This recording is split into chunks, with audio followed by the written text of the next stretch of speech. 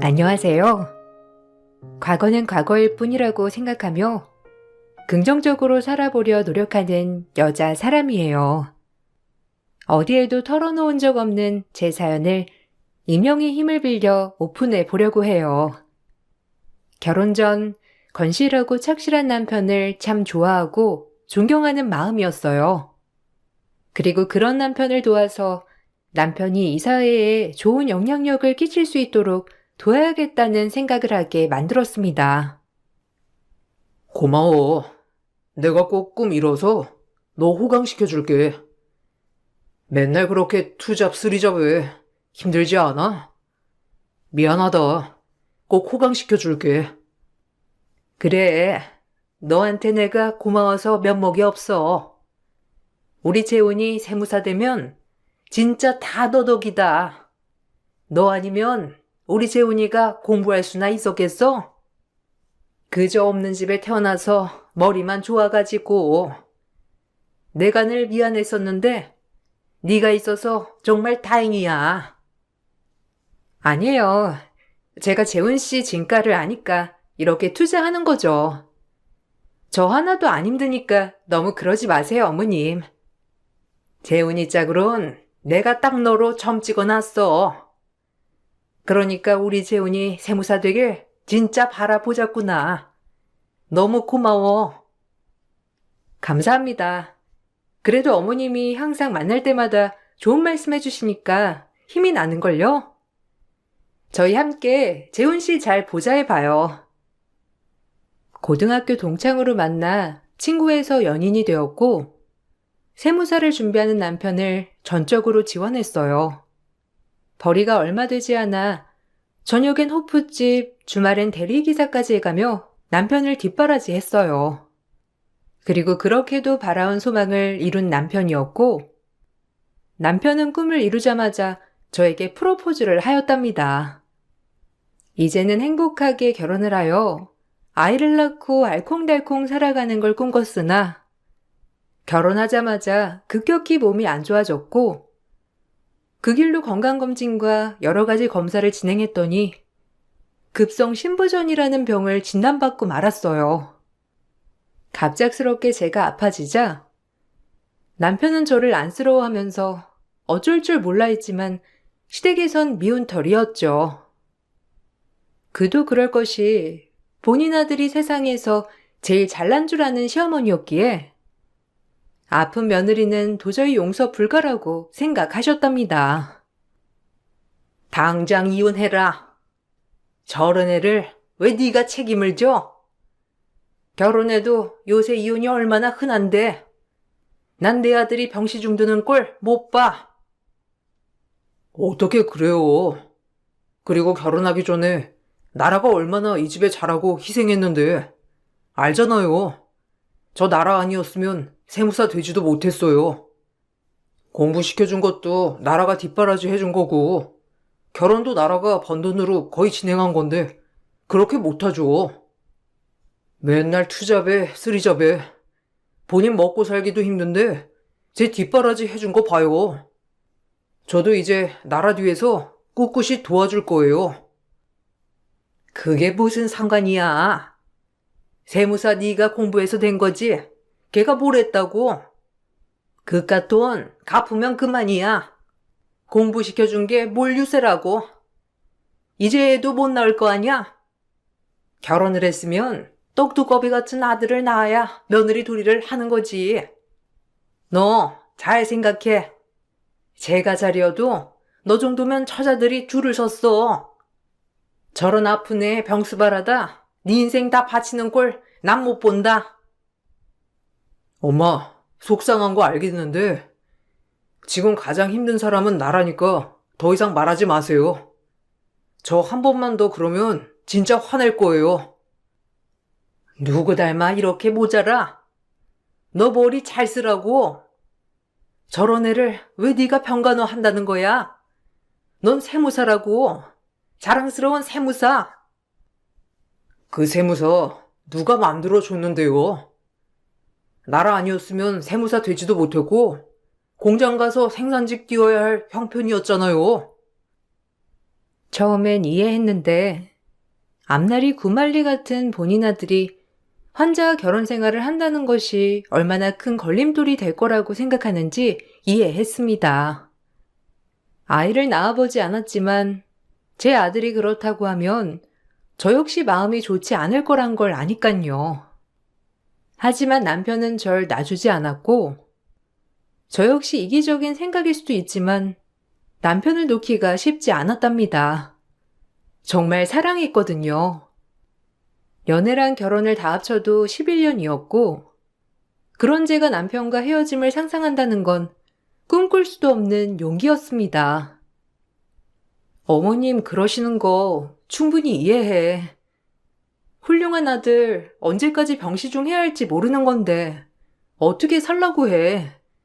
나 다 이해해. 난 너랑 못 헤어져. 네가 나한테 희생해서 그런 거 아니야. 당연히 우리는 평생을 약속했고 오히려 네가 아프면 내가 간호하는 게 맞는 거지. 너 역시도 내가 아팠다면 그랬을 거잖아. 그러니까 그렇게 미안해하지 않아도 돼. 나 8년 공부할 동안 충분히 희생했고 너 이런 대우 받을만 해. 그러니까 나약한 소리 하지 마. 엄마한테는 내가 그 소리 그만하라고 했으니까. 고맙다 정말. 아무리 내가 뒷바라지 했어도 이런 생각을 갖기란 쉽지 않을 텐데. 내 기대에 어긋나지 않아줘서 고마워. 요즘엔 의학기술이 좋아져서 금방 고칠 수 있어. 그리고 애 좀 없으면 어때? 너랑 나랑 평생 친구처럼 연인처럼 사는 거지. 정말 고마웠고 그 덕분인지 전 남편과 함께 병원을 다니며 꾸준히 치료에 들어갔습니다. 상태가 많이 좋지 않아 일주일에 3번씩 투석을 받았어요. 하지만 몸이 아픔에도 불구하고 시어머니는 절 가만 놔두지 않았고 허구한 날 불러대더라고요. 마치 벌레 보듯 하면서 절 대하셨고 거의 전 그 집에 몸종임에 다름없었어요. 참 서글픈 현실이라고 생각이 들었는데 남편을 뒷바라지할 땐 그렇게 며느리라고 입에 침이 마르게 칭찬하더니 제가 어머님께 병약한 며느리로 보이자 어머님은 쉽게 돌변하시고 저를 막대하셨죠.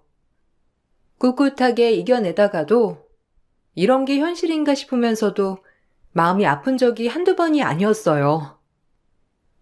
재훈이 힘들게 돈 벌 동안 넌 집에서 탱자탱자 놀겠다고? 그 꼴은 못 보지. 오늘 화분갈이 할 건데 네가 좀 해놔라. 나 큰애 피부과 가서 레이저 좀 받고 올 테니까.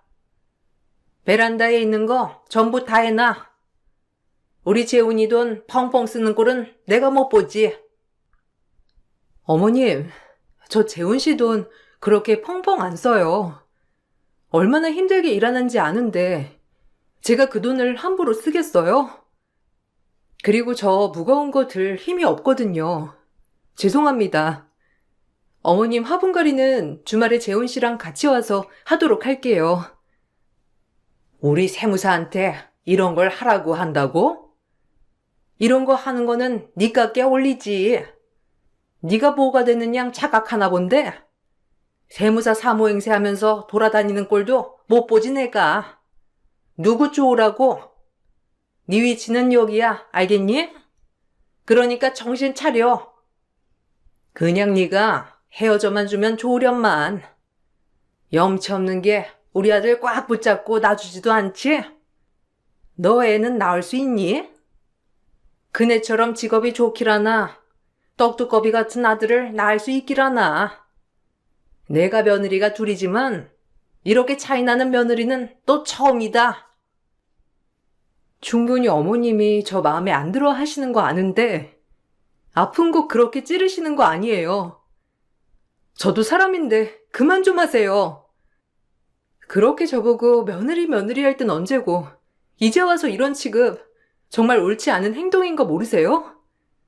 정말 서글프네요. 그럼 헤어져. 그러면 된 거야. 누가 말리니? 나한테 섭섭하다고 하지 마라. 네가 우리 집에 있는 이상 이보다 더 할 거니까. 그리고 그때야 네가 재운이 좋다고 굳이 뒷바라지 한다는데 내가 왜 말리니? 지가 좋아서 해놓고 이제 와서 생색이야. 결혼 전과 딴판인 어머님을 보는 것이 정말 당황스럽고 힘들었습니다.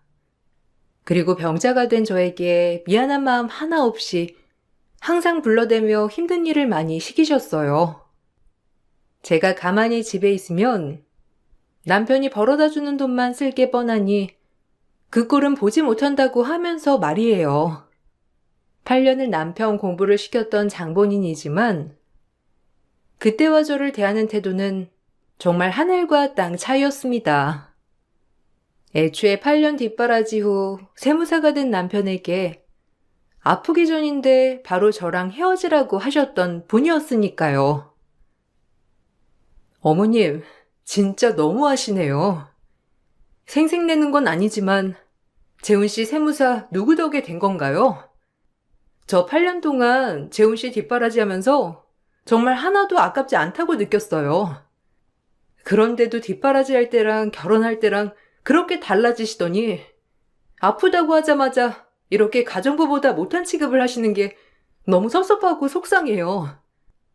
제가 직업이 형님처럼 좋고 집이 잘 살았어도 그랬을까요? 니네 형님이랑 너랑 같냐?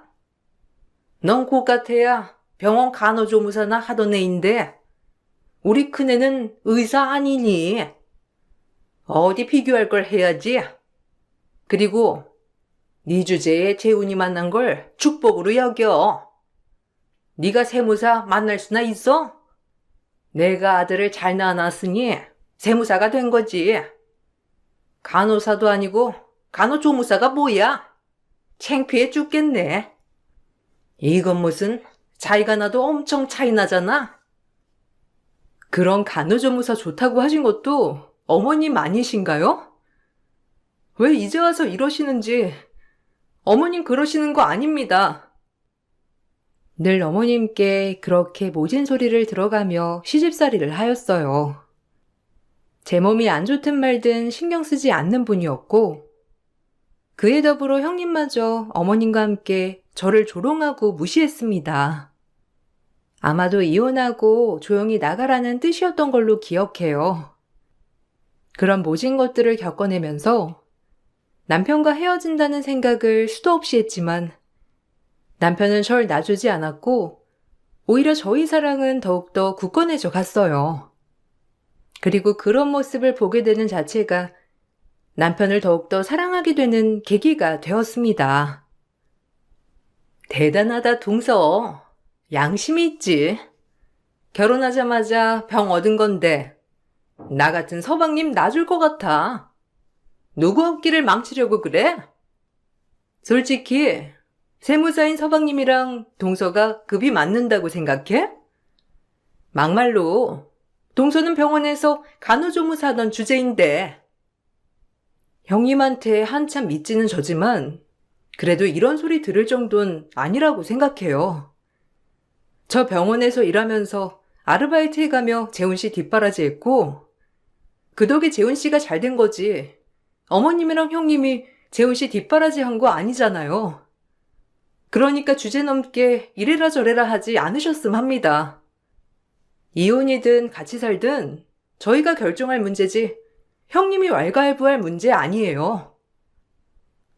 어머머, 눈 동그랗게 뜨고 막 이게 대드네?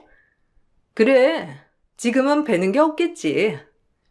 세무사 사무대서 행복한 거 어디까지 가나 보자. 그래봤자 넌 간조 출신이야. 알겠니? 어디서 까불어 까불길. 동서지간도 웬만히 차이가 나야 동서지간이라고 하는 거야. 몸도 아픈 와중에 세무사 남편까지 안 놓겠다는 거 정말 이기적인 심보 아니겠어? 어머님이 기가 찰만하지. 시까짓게 감히.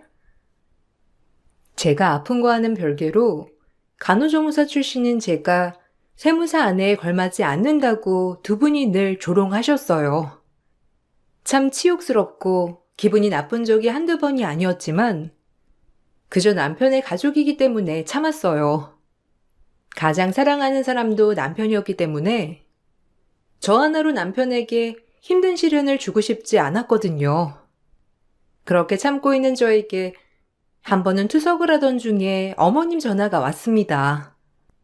당장 병원일 마치고 집으로 오라는 전화였고 몸이 안 좋은 상태로 도착하자 또다시 이것저것 생트집을 잡으며 막말을 하더라고요.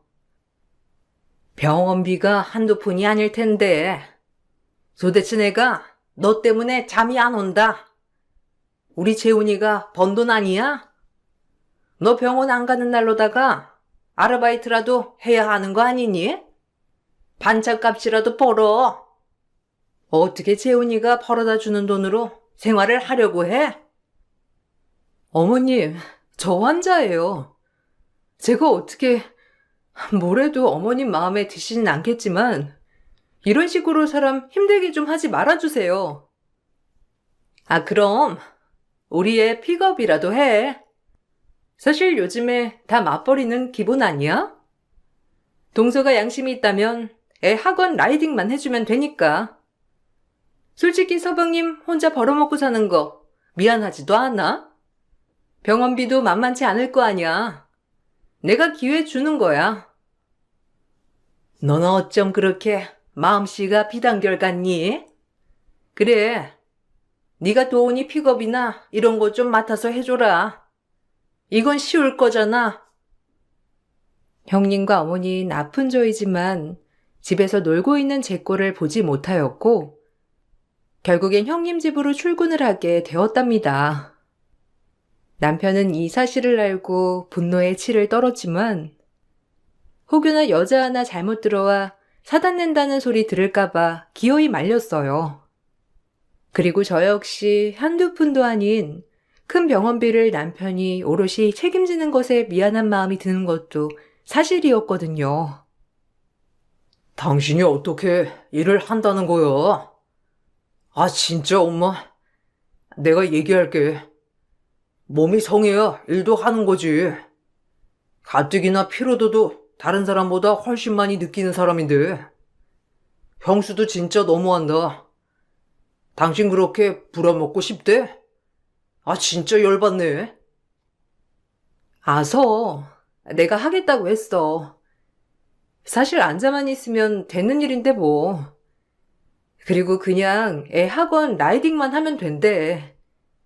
중간에 간식 좀 챙겨주고. 사실 나 애 진짜 좋아하긴 하잖아. 도훈이도 얼마나 날 잘 따르는데. 그러니까 너무 걱정하지 마. 나도 집에서 노는 것보다 그렇게 나가서 한두 번이라도 바람 쐬면 환기되고 좋잖아. 그러니까 당신 너무 열내지 마. 알겠지?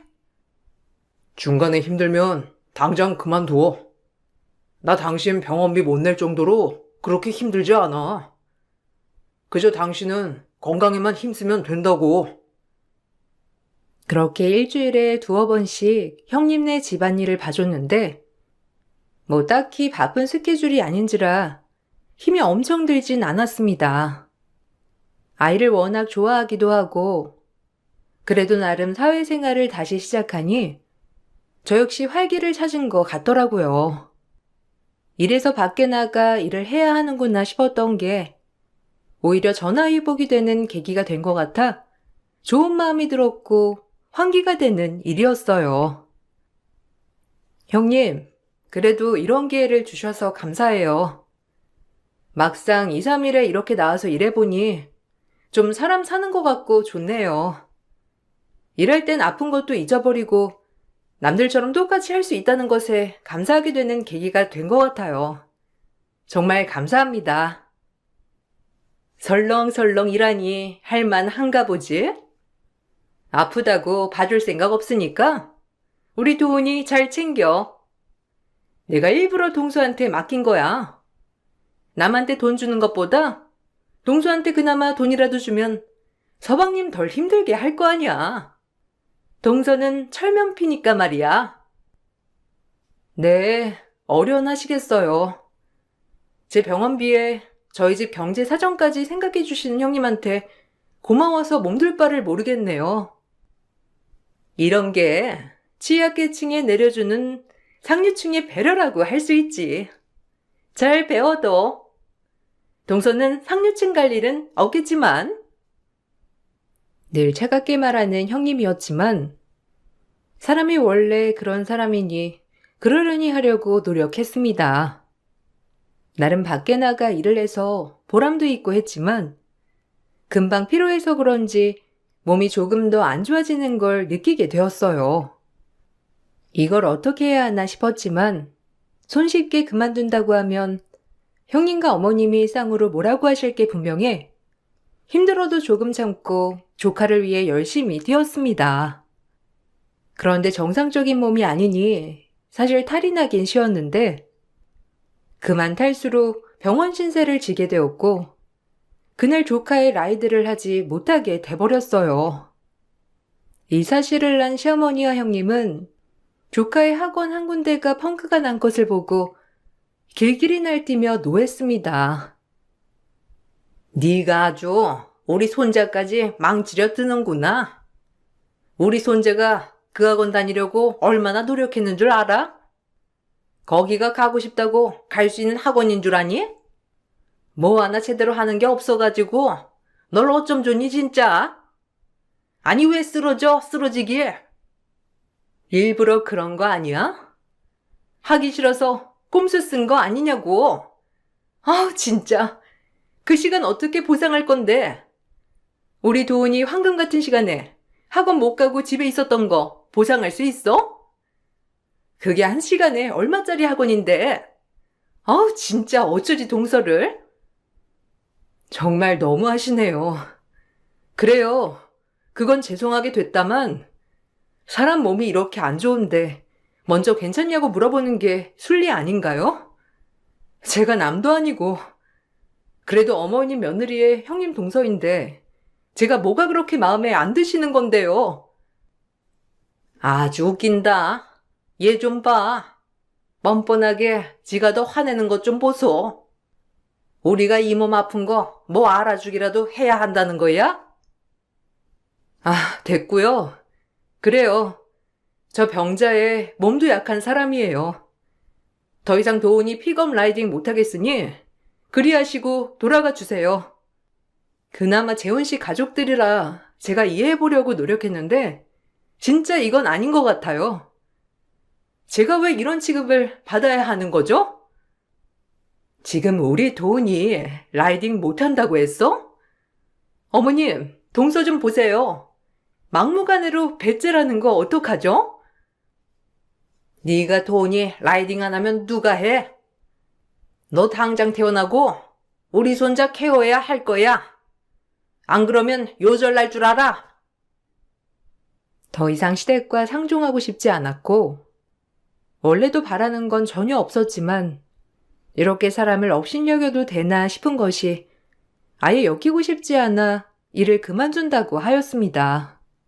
하지만 제가 일을 그만둔다고 하자 시어머니와 형님은 난리가 났는데 그렇게 푼돈을 받으면서 본인 아들과 손자를 케어해줄 사람을 찾을 수가 없었던 거죠. 사실은 절 위해서 일을 맡긴다고 했지만 최저시급도 되지 않는 돈을 줘가며 저를 부린 거였어요. 전 그걸 알지만 그럼에도 가족이었고 뭐라도 하는 것이 저에게 도움이 될 것 같아 흔쾌히 했던 겁니다.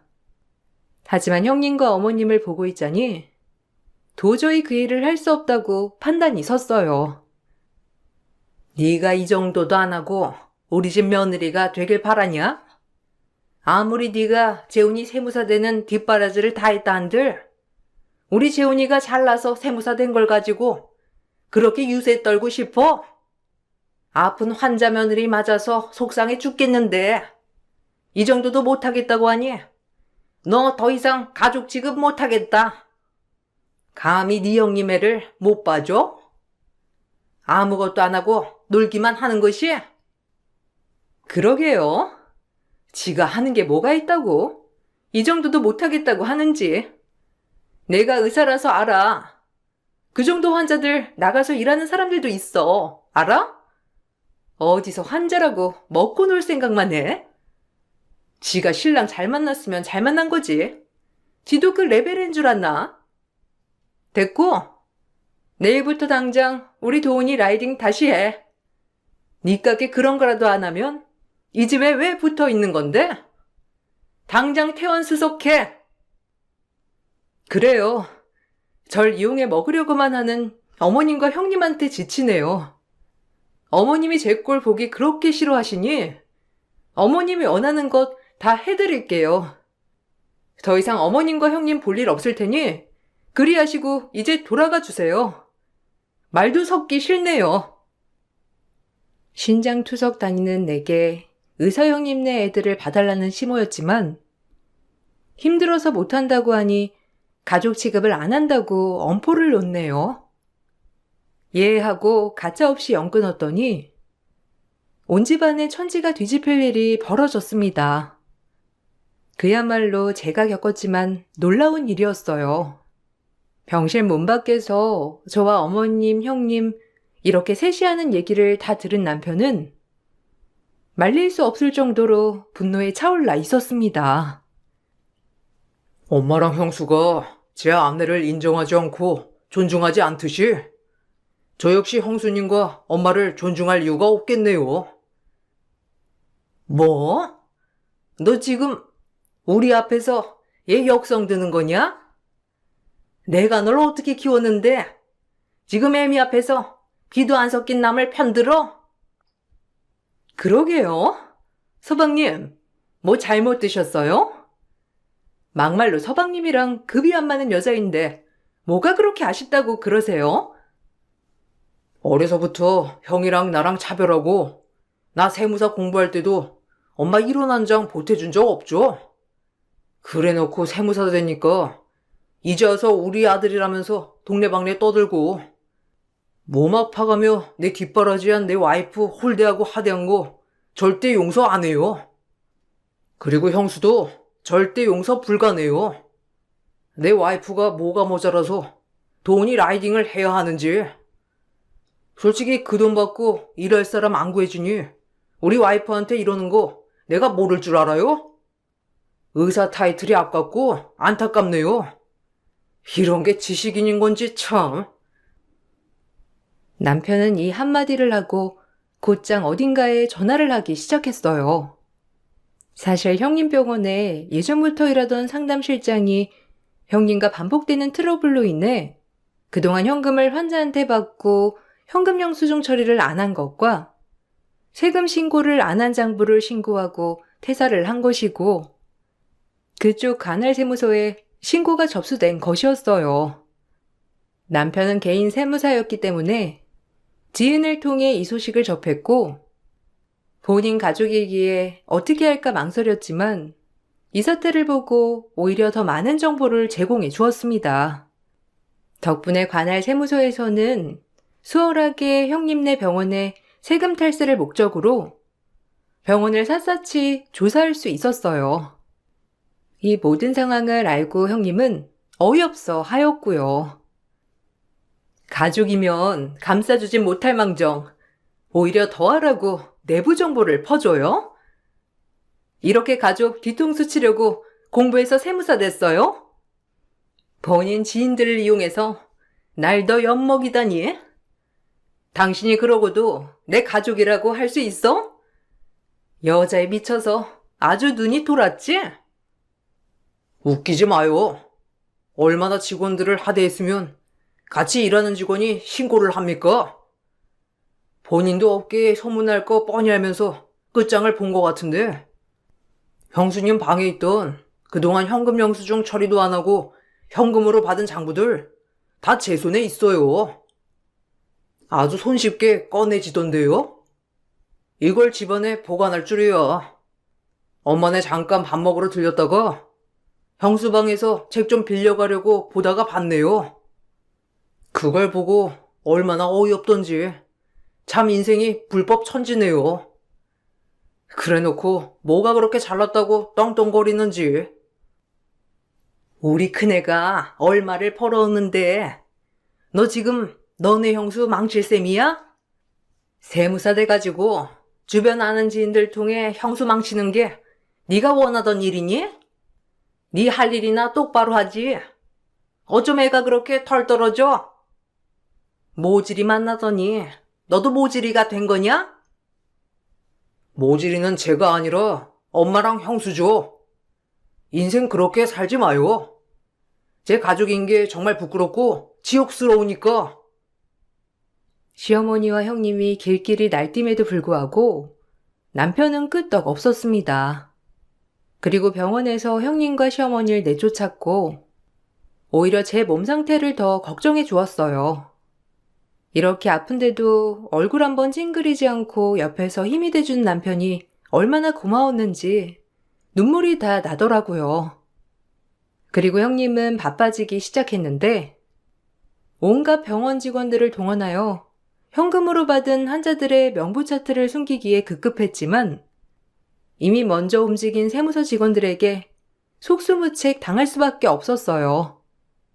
그중 같이 세무사를 준비하던 남편 친구는 세무 공무원이 되어 남편 대신 이렇게 일을 처리할 수 있게 되었던 건데 정말 기막힌 일이었습니다. 재훈이한테 전달 받았습니다. 깔끔하게 그동안 안 낸 세금 내시고 벌금 모시면 돼요. 그리고 앞으로 그러지 마시고요. 말도 안 돼. 아니, 내가 내 몸 갈아서 돈 벌었는데 국가의 세금을 왜 내야 해? 어이가 없네. 국가에서 뭘 해줬는데? 아, 진짜? 갱생 불가의 인간이네. 의사 정도 됐으면 지식인 아닌가? 어떻게 초등학생도 안 할 말을. 당신 아들이 불쌍하네요. 뭐야? 니까지 공무원이 의사인 나를 가르쳐? 어디 한번 털어봐. 내가 어떻게 빠져나가는지. 나 이대로 못 당해. 꼴랑 공무원이나 하는 나부랭이 주제에 감히 나한테 훈계질을 내? 내가 너보다 더 높은 공직자 하는데 너 가만 안 둘 거야. 반성이란 절대 없는 형님이었고 더불어 어머님조차 똥인지 된장인지 구분하지 못하고 있었어요. 형님은 그렇게 세금을 내야 하는 것에서 발버둥 치려 했지만 결국엔 10억이라는 추징금을 내야 했어요. 그리고 저희는 깔끔하게 시댁과 손절을 했답니다. 마음 같아선 시어머니와 형님에게 정신적 피해 보상이라는 위자료를 청구하고 싶었지만 더 이상 엮이고 싶지 않았고 마지막으로 남편의 가족이라는 점 하나 때문에 참게 되었어요. 그리고 본인이 저지른 불법에 대해 벌을 받았으니 됐다 싶었죠. 결국 내 아들 네가 차지하니 좋으니? 못된 것. 어디 한번 잘 샀는지 내가 두고 볼 거다. 우리 큰애 신세까지 망치고 너네들이 얼마나 깨먹고 살아가나 내가 지켜볼 거라고. 몸뚱이 아파 골로 간 다음에 후회하지 마라. 철면피 같으니라고. 말은 바로 하시죠. 재훈 씨가 이제 어머님 안 본다고 한마당에 제가 예의를 갖출 필요는 없잖아요. 다신 아들 볼 생각 마시고 불법이나 저지른 형님 추앙하면서 평생 사시길 바랄게요. 아, 형님이 과연 어머님 노후까지 책임져 준다는 보장은 없지만 어머님은 아직도 형님을 참 모르세요? 형님한테 콩고물 전혀 얻어먹을 거 없으니 지금부터 정신 똑바로 차리고 사셔요. 아주 악담을 하는구나. 너랑 네 형님이랑 같은 레벨로 보이니? 우리 착한 큰애는 날 떠받들 거니 걱정 붙들어 매. 시댁과 손조로 제 삶이 달라지는 건 없었어요. 정신적으로는 매우 편안해졌답니다. 그리고 몸이 많이 좋아져서 신장 이식까지 할 수 있었고 고맙게도 제 신장과 맞아떨어지는 신장을 만날 수 있어서 가능한 일이었죠. 평생을 남편에게 빚을 진 기분으로 살고 있었는데 남편 덕분에 건강을 많이 회복하여 지금은 임신이 가능하다는 주치의의 판단하에 임신을 준비 중에 있어요. 가끔 남편에게 가족과 결혼한 것이 후회스럽지 않냐고 물어보는데 남편은 그럴 때마다 이렇게 대답하더라고요. 그 대답을 들으면 참 가슴이 벅차오르는 게 인생을 헛되이 살지 않았다고 생각이 들면서 기쁘답니다. 내가 가장 보잘것없고 힘들 때 옆에서 힘이 돼준 건 너야. 그러므로 내 가족은 너 하나밖에 없어. 전혀 안 아쉬워. 미안해하지 않아도 돼. 네가 나를 위해 뒷바라지 해주며 내조했듯이 지금 내가 이렇게 너한테 갚으며 사는 거니까. 고마워. 우리 정말 행복하게 살자. 나도 운동 열심히 하고 몸 건강해지도록 힘쓸게. 그리고 재훈 씨 똑 닮은 아이도 낳을 거야. 무리하지 마. 난 애 없어도 너랑 단둘이 행복하게 살면 그만이야. 그러니까 굳이 힘들게 노력하지 않아도 돼. 지금은 참 행복합니다. 임신을 준비 중에 있음에도 아기 천사를 기다리는 일이 이렇게 즐거울 일이라는 걸 몸소 깨닫고 있거든요. 아, 그리고 형님은 병원 폐업과 동시에 다른 피부과의 페이닥터로 들어갔다고 하더라고요. 이미 그마저도 업계에 소문이 나서 거의 취직이 불가능했지만 그래도 겨우 선배 병원에 취직을 했다고 했어요. 그리고 본인의 시어머님에도 어머님께 기대할 거리도 없는지 시댁이는 간간히 소식을 전한다고 해요. 어머님은 늙음하게 명절이나 가끔 찾아오는 큰아들네를 기다리는 처량한 노후 신세가 되신 거죠. 아마 본인이 이렇게까지 형님한테 이런 취급을 받을 거라는 것을 상상하지 못했다는 것이 우프답니다. 어머님과 형님을 잘 아시는 분이 아직도 저의 연결고리가 되어서 가끔 안부를 전해주곤 하는데 그 말을 듣고 있으면 예견된 결과라는 게 이 말을 탁 치게 하더라고요. 아마도 제가 예상한 딱 그대로가 맞아 떨어지는 것이 사람은 안 변하더라고요.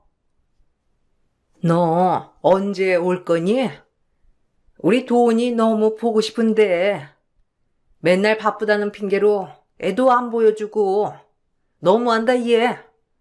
보고 싶다 우리 도훈이. 저 바쁘거든요. 어머님 아들 덕분에 세금 내고 돈 한 푼 없이 남편 건사에 애 건사에 몸이 10개라도 모자라다고요. 그건 내가 할 말 없지만 그래도 네가 세금을 잘 냈으면 될 문제 아니었니? 꼭 그렇게 내 아들 탓을 해야겠어? 발은 안으로 굽는다더니 아주 본인 아들이라고 절연했어도 편드는 거예요 뭐예요? 됐고 바쁘니까 끊어요. 그런 신세가 되고 나서 동네가 워낙 좁아 장을 보다 어머님을 마주친 적이 있었지만 건강해진 제 모습을 보고 흠칫 놀라시더니 뒤돌아 그냥 가시더라고요. 뭔가 할 말이 있어 보였지만 자존심이 상하셨는지 저에게 다가오진 않으셨어요. 그 모습에 저도 굳이 인사하지 않았는데 사실 이렇게 얼굴 마주치는 것도 참 불편했거든요. 이렇게 제 과거사를 쓰고 보니 단 한 가지. 남편을 정말 잘 만났다는 생각이 들면서 더욱더 잘해야겠다고 생각이 듭니다. 지금은 몸을 많이 회복했지만 많이 아팠던 시절 제 옆을 꿋꿋이 지켜준 것도 다름 아닌 제 남편이었으니 고맙다는 생각도 들어요. 그리고 언젠가 찾아올 예쁜 아기 천사를 위해 제 몸을 더 건강히 만들어야겠다고 생각해요. 여러분들, 제 글 읽어주셔서 감사드리고 꼭 아기 천사가 찾아올 수 있도록 응원해 주세요. 그럼 감사합니다.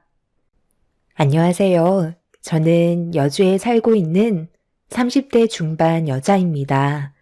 결혼 2년 차 만에 이혼을 하게 될 줄 몰랐는데 차라리 잘 된 것 같아 속이 후련합니다.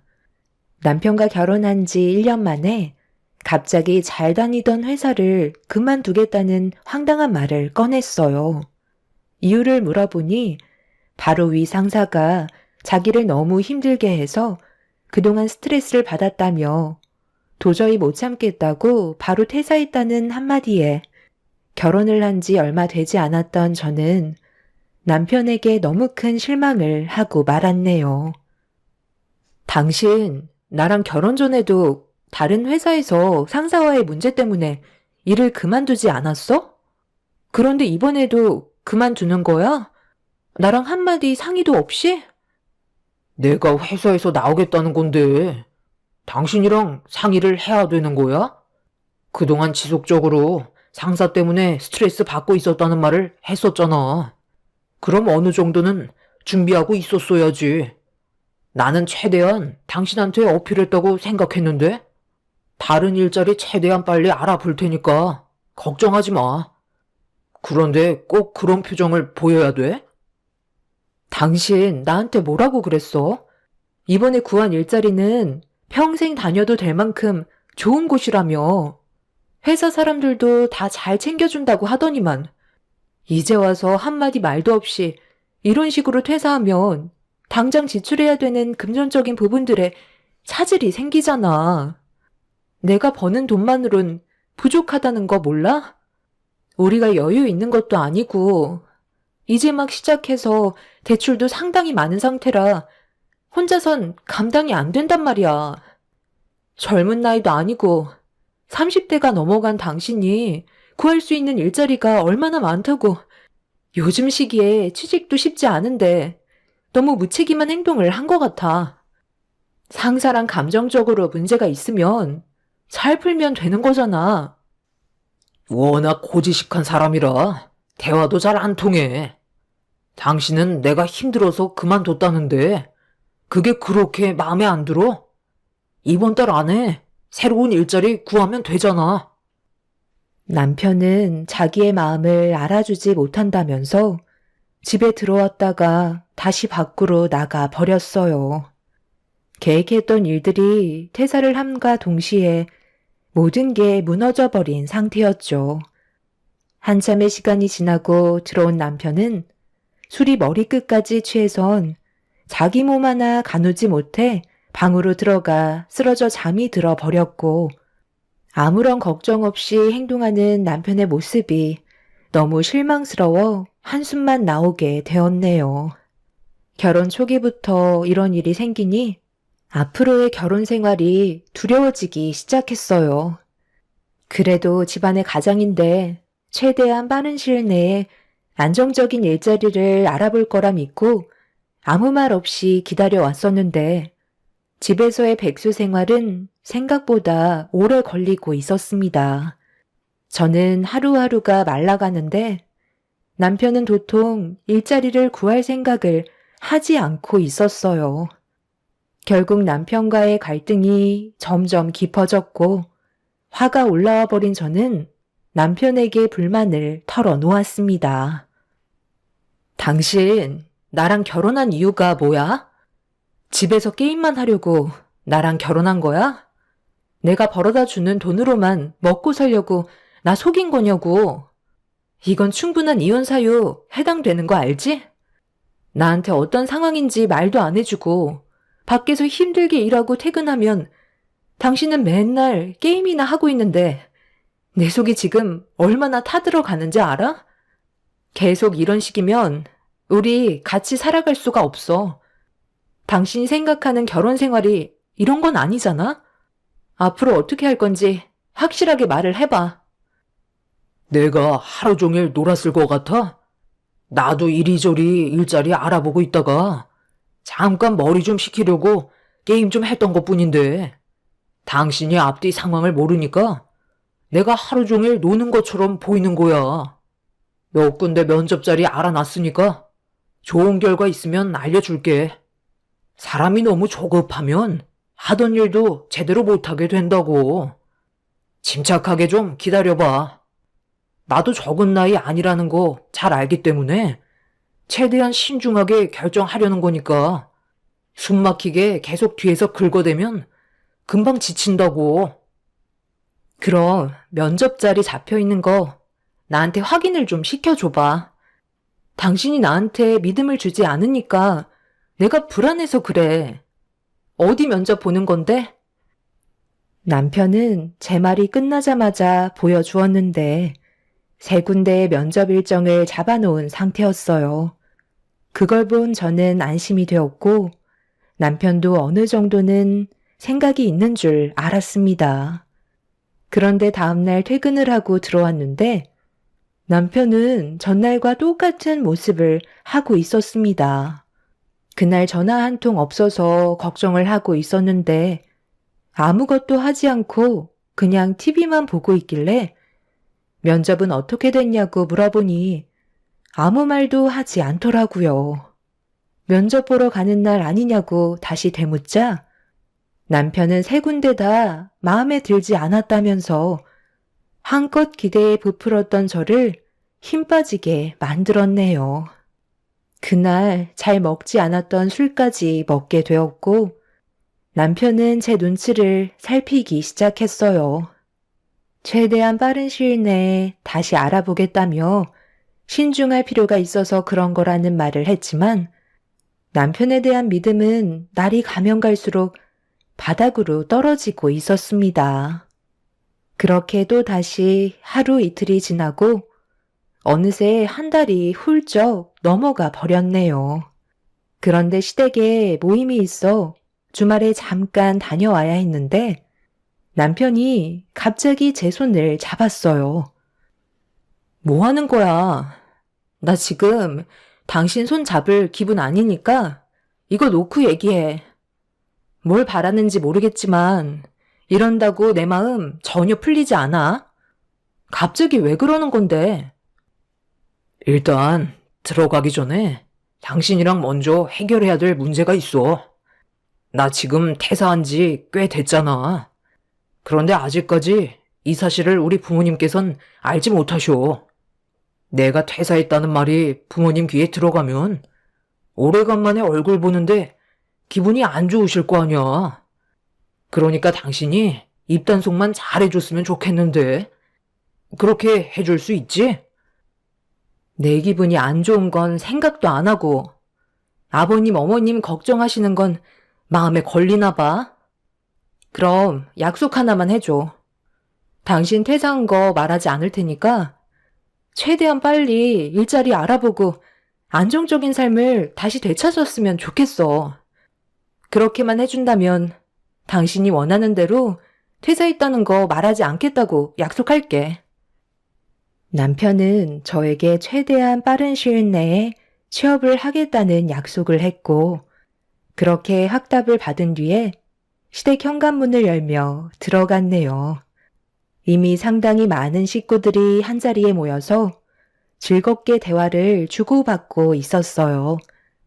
저희 부부를 보자마자 시댁 식구들이 반겨주시길래 표정 관리하면서 아무 일도 없었다는 듯 행동을 했네요. 그렇게 모두가 즐거운 식사 자리를 끝낸 뒤 함께 모여 그동안 제대로 나누지 못했던 대화를 주고받고 있었는데 큰형님이 저희 부부는 어떻게 살고 있냐는 질문을 했어요. 둘이 결혼한 지 벌써 1년이나 지났는데 요즘도 연애했을 때랑 똑같아? 보통 결혼하면 환상이 깨져버린다고 하잖아. 우리는 서로 못 잡아먹어서 난리지만 동서랑 서방님은 한창 깨가 쏟아질 때잖아. 앞으로 어떻게 살아갈지 계획은 잘하고 있고 신혼부부이긴 하지만 나이가 있다 보니 아이 계획도 생각하고 있을 텐데 내 생각엔 아이는 하루라도 빨리 가지는 게 좋거든. 나이가 들어갈수록 아이를 가지는 것도 힘들지만 키우는 것도 많은 어려움들이 생길 거야. 저희도 다 생각하고 있어요. 아이도 계획하려고 준비 중이고요. 요즘 너무 할 일이 많다 보니 정신이 없어서 잠깐 숨 좀 돌릴 수 있을 때 아이를 가지려고요.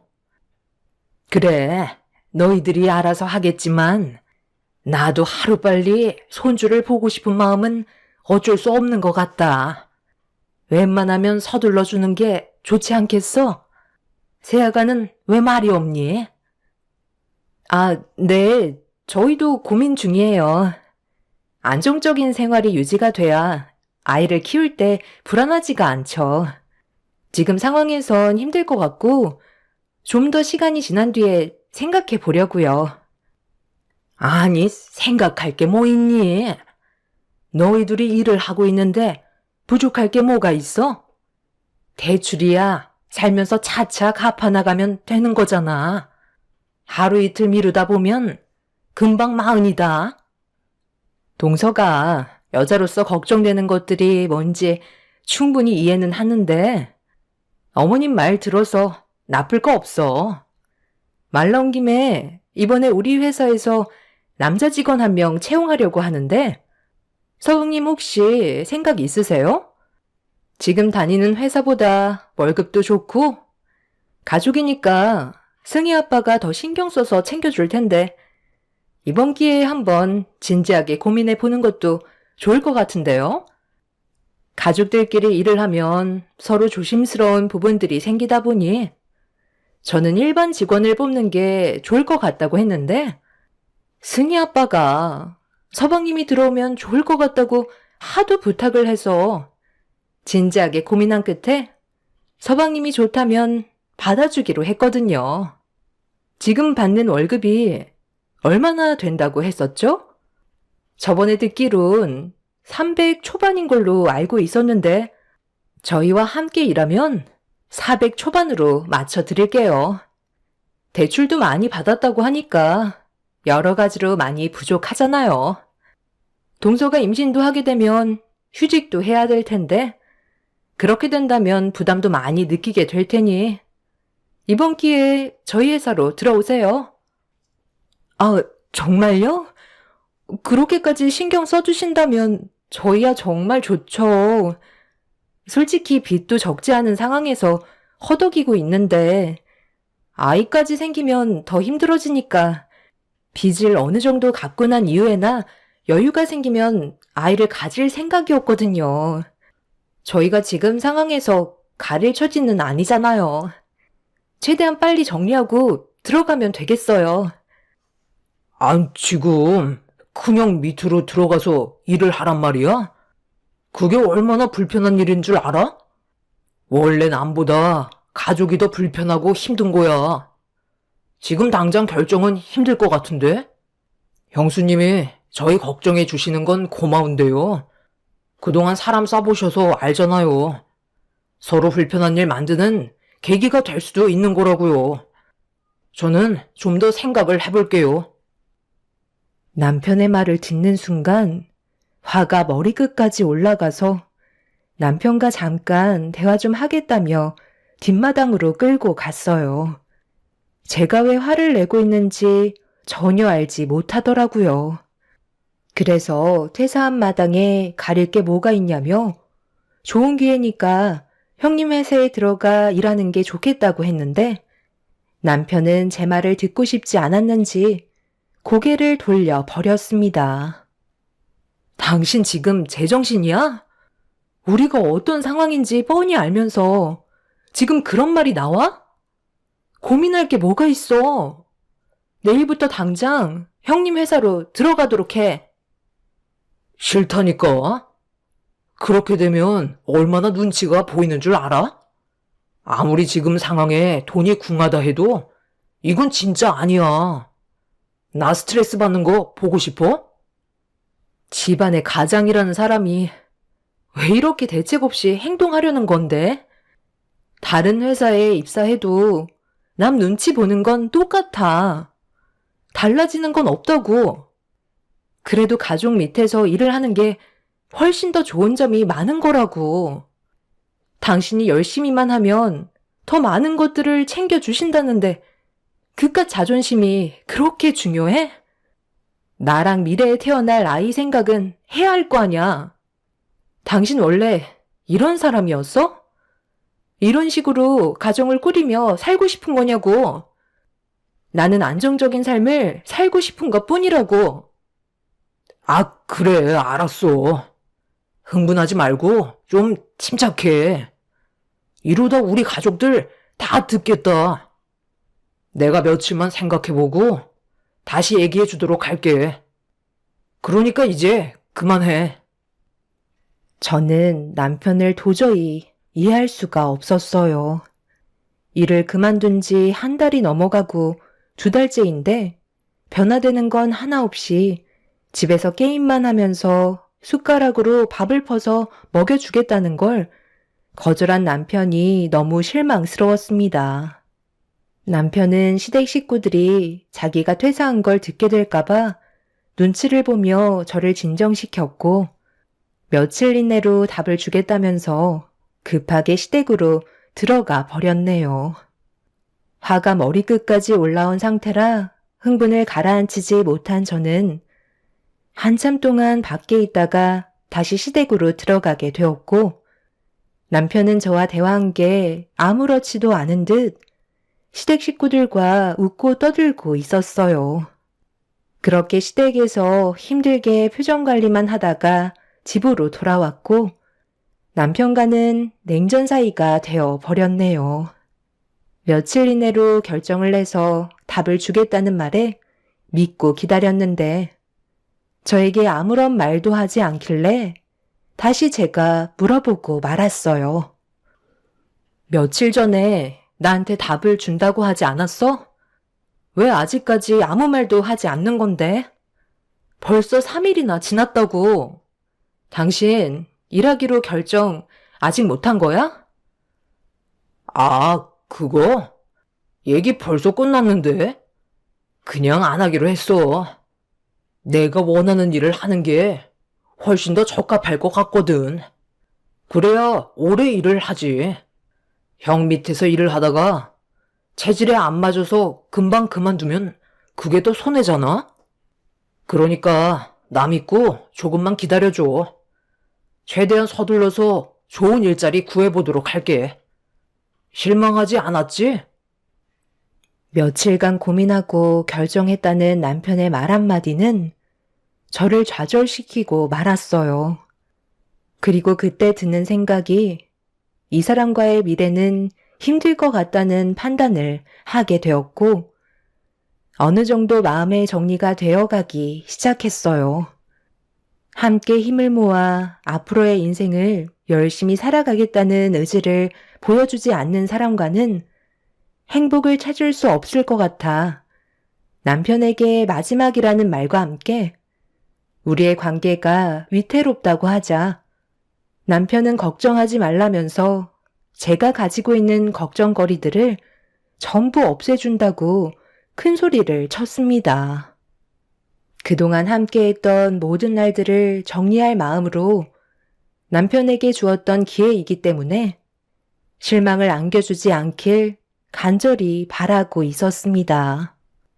그날 이후 저에게 열심히 면접을 보러 다니고 있는 모습들을 꾸준하게 보여주었고 무엇을 하고 있는지 궁금해서 전화를 해보면 곧 면접을 보러 들어간다며 남편은 제 마음을 알아주기라도 한 듯 달라진 모습을 보여주기 시작했어요. 활동적으로 바뀐 모습에 굳어져 있던 제 마음이 조금씩 녹아내리고 있었는데 전화 한 통이 왔어요.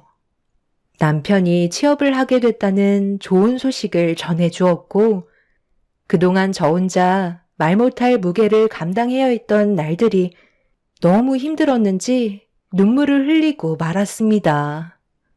길고 길었던 고통 속에서 빠져나오니 제 마음도 자연스럽게 풀리게 되었고 남편은 새로운 일자리에서 열심히 일을 하게 되었네요.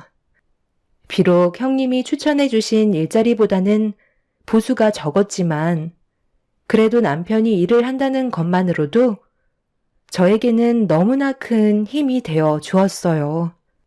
그렇게 몇 달의 시간 동안 묵묵히 회사를 잘 다니던 남편과 다시 좋은 관계를 유지하며 지내오던 어느 날 오래간만에 여유를 가지고 외식을 하고 있는데 몸에서 이상함을 감지하게 되었고 갑자기 찾아온 울렁거림에 당황해 외식이 끝난 뒤 집으로 돌아갈 때 혹시 몰라 임신 테스트기를 사서 집에 도착하자마자 화장실에 들어가 확인을 하게 되었죠.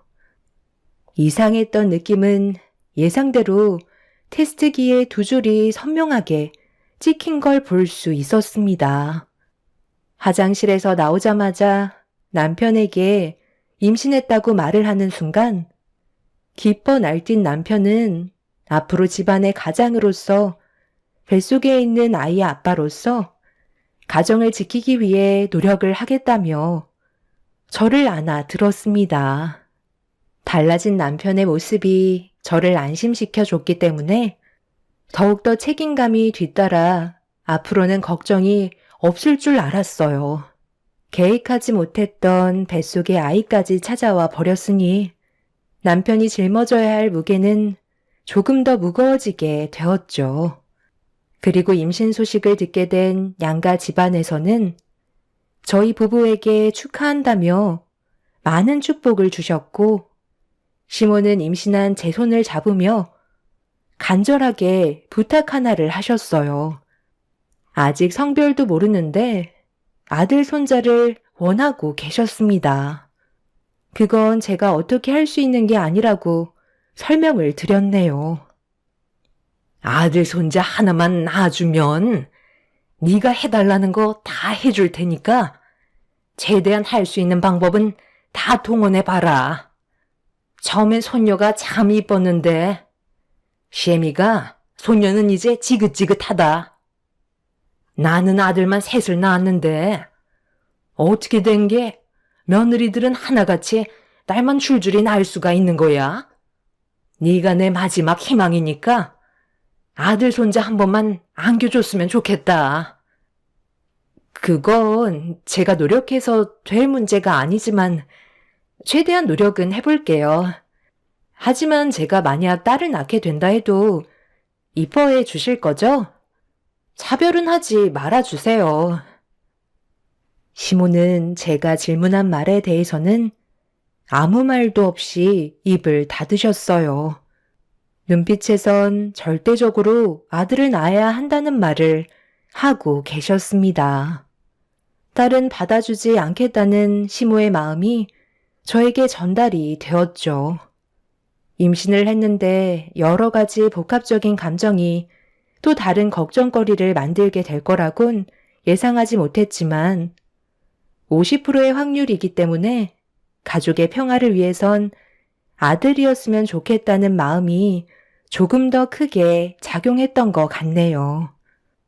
그렇게 시모의 사랑을 한 몸에 받으며 잘 지내오던 어느 날 몸이 점점 무거워지기 시작하면서 회사를 다니는 거에 어려움을 느끼기 시작했어요.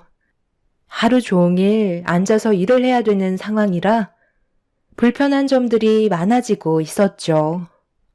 아이와 저를 위해 당분간 휴직계를 내야 할 것 같아 제 고민을 남편에게 털어놓으려 하는데 퇴근하고 들어온 남편이 흥분을 가라앉히지 못한 채 화를 내고 있었어요. 그런 모습을 본 저는 당황해서 무슨 일 때문에 그러는 거냐고 물어보자 남편은 또다시 회사에서 나왔다는 충격적인 말을 꺼내었네요.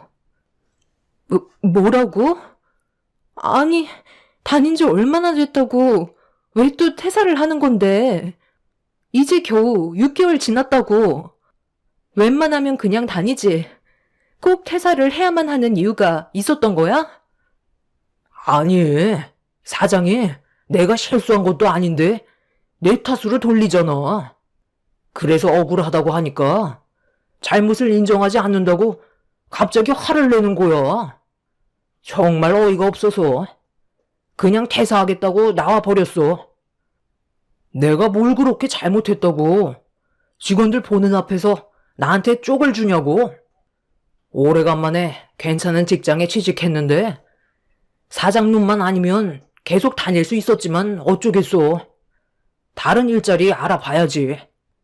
그래도 6개월 정도 일했으니 어느 정도는 버틸 수 있잖아. 모아놓은 돈으로 잠깐만 생활하도록 하자. 당신 회사가 장난이야? 사장이랑 안 좋은 일이 있었어도 충분히 대화로 풀어나갈 수 있었잖아. 이제야 숨통이 트일만 하니까 또 일을 저질러? 당신 원래 이렇게 끈기 없는 사람이었어? 몇 달 있으면 뱃속에 있는 아이도 세상 밖으로 나오는데 불행만 안겨줄 거야? 왜 이렇게 철없이 구는 건데? 내가 이러고 싶어서 그런 게 아니라는 거 잘 알면서 그래? 일자리는 많이 있다고. 사장이란 놈이 인재를 못 알아보고 막대한 게 잘못인데 왜 나한테 뭐라고 그래? 저는 결국 그 자리에 주저앉아 눈물을 펑펑 쏟아냈고 남편은 저를 보며 답답하다면서 술이나 한잔하러 나갔다 오겠다며 6개월 전과 똑같은 행동을 보여주고 있었습니다. 앞으로 어떻게 살아가야 할지 더 이상 앞이 보이지 않았어요. 이런 상황 속에 하필 다음 날이 시모와 뱃속에 있는 아이의 성별을 확인하러 가는 날이었죠. 시모는 들뜬 마음으로 다음날 아침 일찍 전화를 주셨고 남편은 술에 쩔어 일어나지도 못하고 있었습니다. 그 모습을 보고 있는데 너무 화가 치밀어 올랐던 저는 찬물을 한 바가지 퍼서 입을 벌리고 자고 있는 남편의 얼굴에 냅다 부어버렸어요. 그리곤 일자리 구하는 동안 집에만 박혀있지 말고 일당직이라도 구해서 일을 하라며 큰 소리친 뒤 밖으로 나와 버렸네요. 남편은 술이 덜 깨선 온갖 짜증을 내며 자기 얼굴에 찬물을 부었다고 화를 내고 있었습니다. 그렇게 현관문을 박차고 나온 저는 시모와 함께 산부인과를 찾아가게 되었고 남편과의 고민에 대해 털어놓으려 하는데 시모는 뱃속에 있는 아이가 아들일 것 같다며 한층 들떠 계셔서 제가 가진 고민이 입 밖으로 나오지 않았네요. 결국 아무 말도 하지 못한 채 산부인과에 들어가 초음파 검사를 하는데 뱃속에 있는 아이가 웅크려서 모습을 잘 보여주지 않았어요. 좀 전에 남편과 한바탕 하게 되면서 아이가 많이 놀랐는지 움직이지도 않고 있었네요. 시모는 원장님의 입만 바라보면서 아들이길 바라는 간절한 마음에 양손을 모으며 쳐다보고 있었는데 고개를 갸우뚱하며 한참 동안 초음파로 뱃속에 있는 아이의 상태를 보다가 아주 이쁘게 생겼다는 한마디를 꺼내셨습니다. 그 순간 시모는 손에 땀이 날 정도로 모으고 계셨던 양손이 두 쪽으로 갈라지더니 충격받으신 얼굴로 원장님께 다시 한번 되물었고 원장님은 이쁘게 생겼다며 치마가 잘 어울릴 것 같다는 말을 꺼내셨네요. 그 말을 끝나기가 무섭게 시모는 진료실 문을 열며 밖으로 나가셨고 제가 꼭 죄를 지은 것 마냥 고개가 저절로 내려가더라고요. 그렇게 진료실에서 조심스럽게 걸어 나왔는데 시모는 이미 산부인과에서 나가 집으로 돌아가 버리셨습니다. 그날 이후 시모는 저를 대하는 태도가 180도 달라지셨고 남보다 못한 존재로 추락하고 말았네요. 결국 이런 시모와 남편과의 문제점들이 저를 더 이상 버티지 못하게 만들었어요. 남편은 똑같은 패턴으로 생활을 하고 있는 게 너무 한심해 보여 집에 있는 컴퓨터를 전부 부숴버렸습니다. 노발대발하며 난리친 남편은 그날 이후 집에는 잘 들어오지 않았고 이제는 아예 일자리도 알아보려 하지 않았어요. 더 이상은 안 되겠다 싶어 이혼을 결정하게 되었죠. 어디서 무얼 하는지 남편은 새벽에 잠깐 집에 들어와 샤워하고 옷만 갈아입은 채 다시 밖으로 나갔어요. 제가 이혼 준비를 하고 있다는 건 꿈에도 모른 채 말이죠.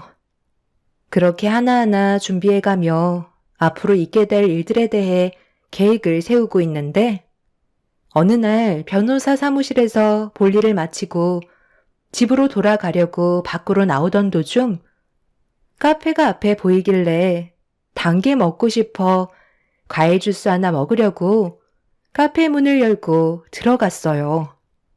그렇게 생과일 주스 한 잔을 건네받은 뒤에 몸을 돌렸는데 그 순간 제 앞에 시모가 저를 바라보고 계셨네요. 너무 갑작스러운 상황이라 흠칫 놀라며 어색한 인사를 드리는 사이 시모는 제 손에 들고 있던 명세서와 카드를 낚아채셨고 결제 내역을 확인하시곤 눈이 휘둥그레지셔서는 저한테 막말을 퍼부으시더니 자기 아들이 힘들게 벌어모은 돈으로 제 배만 불린다며 많은 사람들 보는 앞에서 만삭인 제 뺨을 명세서로 사정없이 내려치셨어요. 너무 놀라 뭐 하시는 거냐고 소리를 지르자 딸이라서 딸기 주스를 시켜 먹냐는 어이없는 말을 꺼내시더니 제 손에 들고 있던 주스를 빼서 뚜껑을 열은 뒤 머리 위로 부어 버리셨네요. 지금 이게 뭐 하시는 거죠? 뱃속에 있는 아이가 딸이라고 한순간에 이렇게까지 변하실 줄은 정말 몰랐네요. 그리고 그 카드 그 사람 거 아니거든요? 각자 일하면서 모은 월급 중에 일부를 나눠서 생활비를 넣어둔 카드라고요. 그런데 그 안에 있는 생활비가 지금은 제가 벌어모은 돈으로만 꽉 차 있다고요. 어머님이 그렇게 아끼시는 아들이 지금 뭐라고 다니는 줄 아세요? 저랑은 한마디 말도 없이 퇴사해서 그동안 벌은 돈으로 흥청망청 쓰면서 집에는 들어오지도 않고 있다고요. 저번에 형님이 그이한테 같이 일하길 원했었죠? 그때도 퇴사한 상태였어요. 지금까지 제 속이 얼마나 타들어갔는지 아세요? 그런데 어머님은 뱃속에 있는 아이가 딸이라고 저를 이런 식으로 대하시면 제가 가만히 있을 것 같아요? 방금 하신 행동에 대해서는 그냥 넘어가지 않을 거예요. 너 방금 뭐라고 그랬니? 내 아들이 지금 백수라는 거야? 그걸 왜 이제야 얘기하는 건데? 미리 말을 했다면 이런 일도 없었을 거 아니야? 제가 고민거리를 털어놓고 싶어도 그이가 어머님 걱정하실까봐 말하지 말라고 했었어요. 그런데 지금은 상황이 달라졌으니 전부 다 얘기하는 게 좋겠죠. 저 그이랑 이혼하기로 결정했어요. 지금 변호사 사무실 다녀오는 중이고 제가 받은 상처와 손해에 대해 소송 걸기로 했으니까 그런 줄 알고 계세요. 아, 그리고 하나 말씀 안 드린 게 있는데 어머님이 그날 산부인과에서 딸이라고 저만 버려두시고 집에 돌아가셨죠?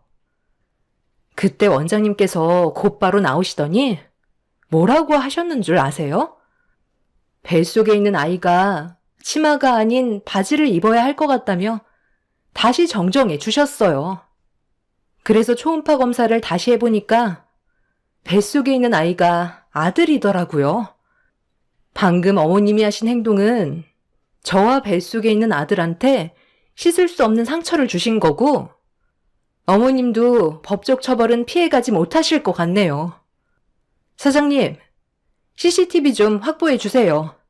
여기 계신 분들이 전부 다 증인인 거 아시죠? 만삭인 임산부한테 어떻게 이런 행동을 하실 수 있으시죠? 카운터에서 모든 상황을 지켜보신 사장님께선 진정하라며 저에게 얼음물을 건네주셨고 그걸 받자마자 시모의 얼굴에 뿌려버린 뒤 밖으로 나가려 하는데 남편이 어떤 여자와 손을 잡고 건물로 들어가더라고요. 그걸 본 저는 너무 놀라 급하게 따라 들어갔는데 그곳은 충격적이게도 PC방이었고 남편은 그 여자와 같은 게임을 하며 즐거워하고 있었습니다.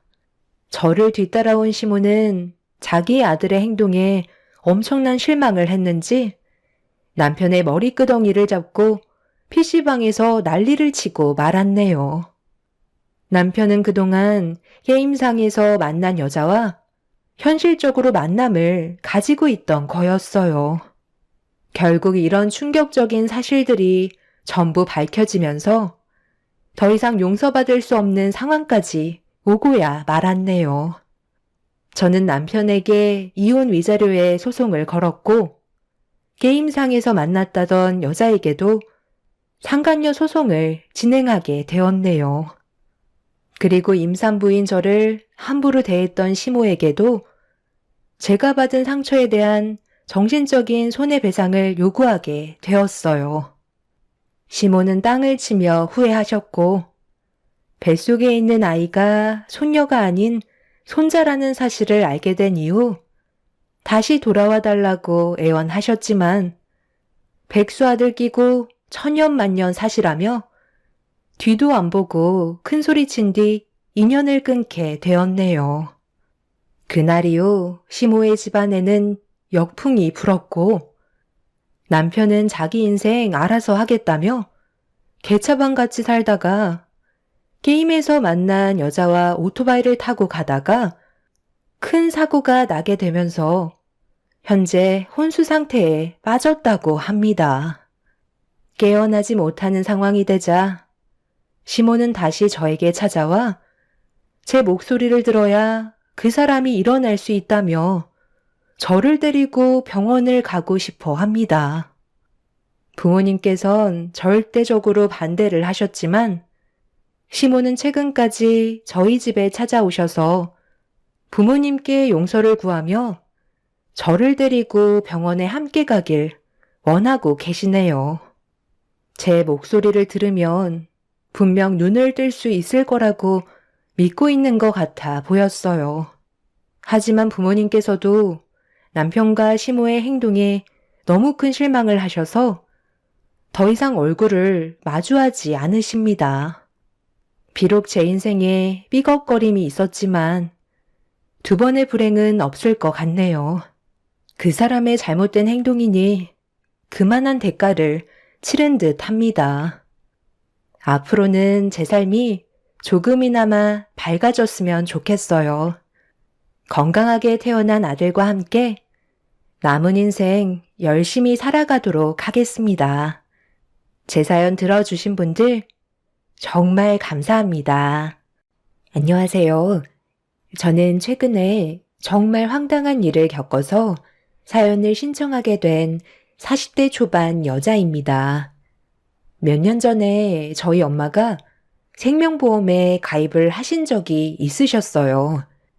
건강이 점점 약해지시는 걸 느끼셨는지 저 몰래 보험을 알아보셔서 혼자 가입을 하셨죠. 5년 전에 아빠가 먼저 세상을 떠나셨었는데 그때 아무런 준비가 되어 있지 못한 상태에서 갑작스럽게 가시다 보니 엄마는 그 일로 인해 많은 생각을 하셨던 것 같아요. 그래서 차후에 저에게 조금이라도 도움이 될 수 있을지도 모른다며 생명보험에 가입을 하셨던 거였죠. 그런데 엄마와 제가 통화하는 걸 남편이 엿들었는지 통화를 끝내고 거실로 나왔을 때 남편이 저희 엄마가 생명보험에 가입을 했냐고 물어보길래 그런 것 같다는 말 한마디밖에 안 꺼냈는데 남편은 그걸 생각 없이 떠들고 다녔는지 시댁에 모임이 있었을 때 시모 입에서도 보험 얘기가 나왔어요. 솔직히 기분이 별로 좋지 않았던 게 엄마가 곧 세상을 떠나실 것처럼 오해를 하고 계셔서 남편의 입방정에 화가 많이 난 상태였어요. 그래서 집으로 돌아온 이후 남편과 한바탕 하게 되었었죠. 쓸데없는 얘기를 왜 시댁 식구들에게 꺼내 놓았는지 이해할 수가 없었어요. 그럴 수도 있지. 나는 온전히 장모님이 걱정돼서 그런 건데 그게 잘못된 건 아니잖아. 오히려 당신이 더 예민하게 반응하고 있는 거 알아? 장모님이 세상 떠나시면 보험금 좀 나눠달라고 할까봐 그런 거야?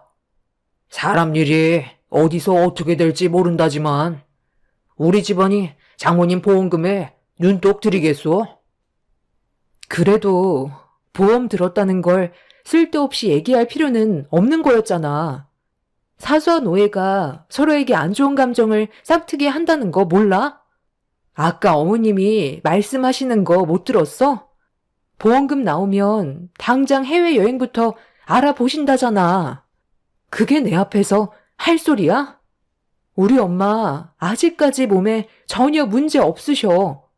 그냥 예전에 아빠가 세상 떠나시고 여러 가지로 고민이 많으셨는지 혹시 모를 일을 대비해서 나한테 조금이라도 도움이 되어주고 싶으셨는지 내가 말려도 보험 가입을 하셨던 거라고. 그런데 암에 걸렸거나 말 못할 희귀병에 걸린 거 아니냐며 이상한 쪽으로 부풀리셨잖아. 그 말을 듣고 내 기분이 어땠는지 생각해 봤어? 아니면 그만인 거지. 그냥 장난으로 얘기한 것뿐인데 왜 이렇게 심각하게 받아들여? 설령 장모님이 세상 떠나셔서 보험금이 나왔다고 치자. 그럼 그 돈을 당신 혼자 꿀꺽 할 건 아니잖아.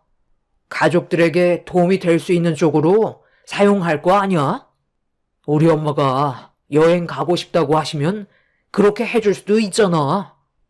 당신이 보장되는 보험금이 얼마나 되는지 알려주진 않았어도 최소 억 단위일 텐데 여행 보내드리는 거 그거 얼마 하지도 않잖아. 그런데 모처럼 만든 자리에서 얼굴까지 붉히면서 뛰쳐나와야 했어? 우리 엄마가 당신한테 너무 큰 실망을 하셨는지 상처까지 받았다고 하는 거 내가 겨우 진정시키고 온 거 몰라?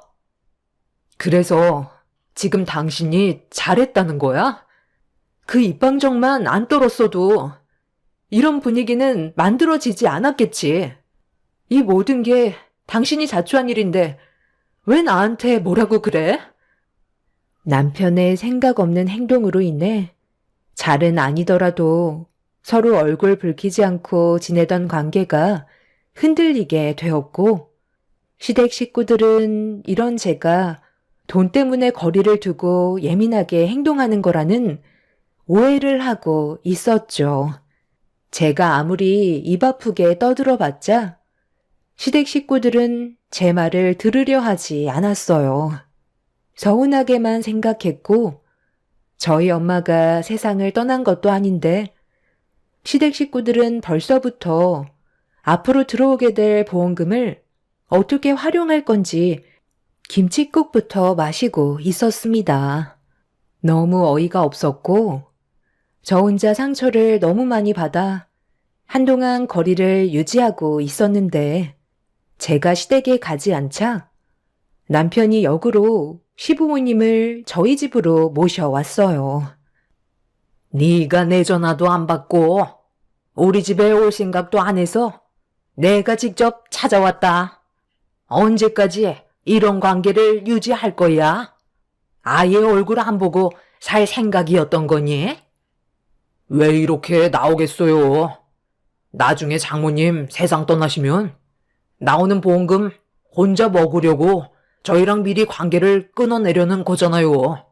너무 속보이지 않아요? 어느 정도 짐작은 하고 있었다만 돈 때문에 서로 등을 돌려야 되겠니?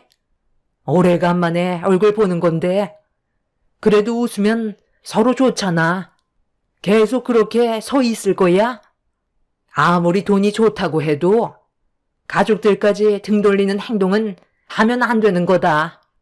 혼자 욕심 부리면 나중에 벌 받는다는 거 몰라? 항상 마음을 곱게 써야 되는 거야. 도대체 여긴 왜 오신 거예요?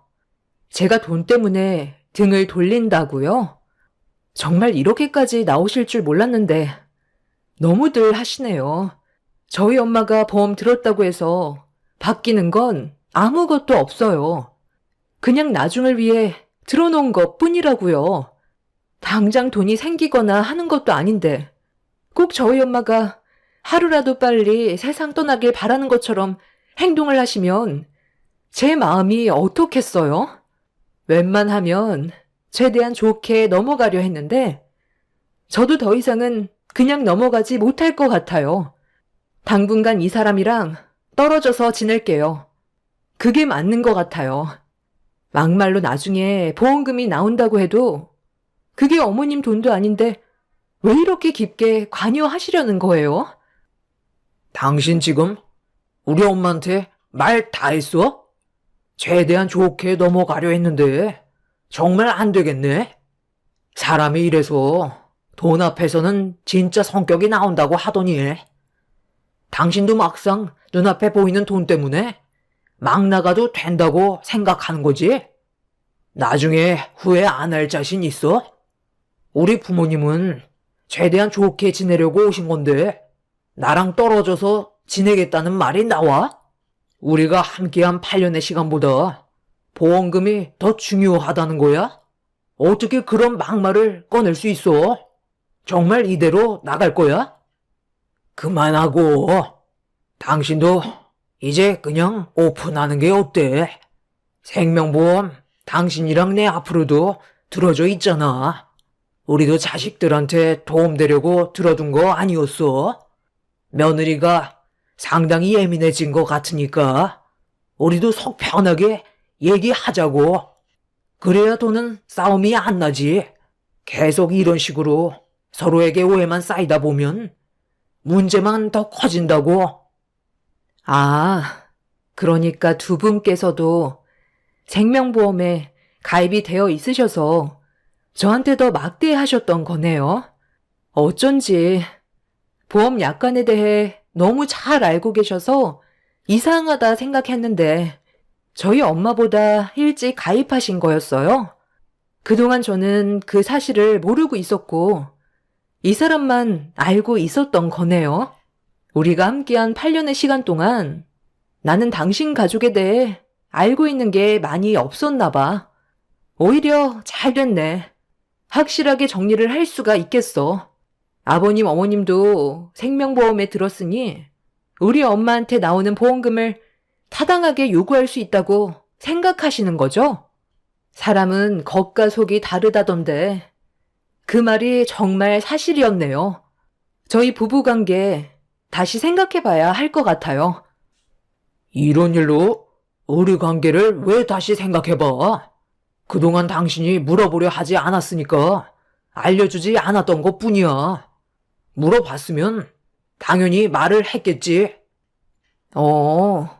벌써 내가 했던 말을 까먹은 거야? 당신이 우리 엄마랑 통화하는 거 엿들었을 때 아버님, 어머님은 보험 안 들었냐고 물어보니까 생명보험에 가입한 적이 없다고 했었잖아. 그런데 오늘 아버님이 모든 진실을 알려주셨네. 당신이 나한테 거짓말했다는 걸 확실하게 밝혀주셨잖아. 당신은 아무 생각 없이 뱉은 말이라서 기억이 나지 않겠지만 나는 아주 똑똑히 기억하고 있어. 더 이상 대화할 필요도 없으니까 당분간 우리 관계 진지하게 다시 생각해보는 게 좋겠어. 하은이는 내가 데리고 갈게. 어차피 당신은 지금까지 육아 한번 도와준 적 없어서 애를 어떻게 돌봐야 하는지도 모르잖아. 그럼 편히 계시다 가세요. 남편과 시부모는 제가 한 말에 많이 당황스러웠는지 더는 아무 말도 못 하셨어요. 그렇게 한동안 친정집에서 지내는 동안 남편과의 결혼 생활을 어떻게 해야 할지 상당히 고민이 많았어요. 더 이상 남편을 신뢰할 수가 없었지만 보험금에 집착하는 그런 모습이 소름 끼치게 너무 싫었죠. 남편은 그날 이후 저에게 전화 한 통 없이 거의 남남처럼 지내왔어요. 시부모님께서도 저에게 전화 한 통 없으셨죠. 엄마는 제가 남편과 별거를 장시간 유지하는 거에 걱정을 하셨지만 한번 깨져버린 부부관계는 좀처럼 회복이 되지 않고 있었습니다. 그렇게 어느 정도 시간이 흘렀을 때 처음으로 시모가 저희 엄마 집에 찾아오셨어요. 건강 상태가 어떤지 확인해 보려고 오신 것 같은 느낌이 들었었죠. 엄마는 어색한 미소와 함께 시모를 반겨드렸고 그렇게 엄마와 시모는 서로 얼굴을 마주하게 됐어요. 그리고 요즘 고민이 많다면서 시모는 조심스럽게 대화를 이끌어 나가면서 왜 찾아오신 건지 이유를 설명하셨습니다. 요즘 경기도 좋지 않아서 장사도 잘 안 되는데 아무래도 매장이 너무 작은 것 같아 좀 더 넓은 곳에서 자리를 잡을까 생각 중이거든요. 그런데 아시다시피 저희 집안 사정이 그렇게 여유롭고 넉넉한 편은 아니잖아요. 저희 집안과 반대로 사돈은 지금 집에서 생활하고 계시니까 돈은 많이 필요 없잖아요. 최근에 건강도 많이 약해지셔서 거의 외출도 안 하신다고 하셨는데 그럼 돈 쓸 일도 없고 통장에 썩고 있을 텐데 저희 좀 도와주시면 안 될까요? 나중에 장사가 잘 되면 빌려주셨던 돈에 이자까지 두둑하게 쳐드리도록 하겠습니다. 어려울 때 서로 도와야 진정한 가족 아니겠어요? 제가 오죽했으면 여기까지 왔겠어요. 너무 급해서 그래요. 요 며칠 상가 몇 개를 받은 게 있는데 목 좋은 가게가 갑자기 나와서 저희 가족이 식당을 차리면 딱 좋을 것 같거든요. 어머님, 저랑 그이가 어떤 상황인지 뻔히 아시면서 지금 저희 엄마한테 돈을 빌리러 오신 거예요? 어머님이 원하시는 걸 먼저 말씀하시는 게 아닌 저희 관계를 우선적으로 풀어야 하지 않겠어요? 그이랑 별거한 지 한 달이 넘었고 조금도 관계 회복이 되지 않았다는 건 이혼도 고려하고 있다는 거 모르세요?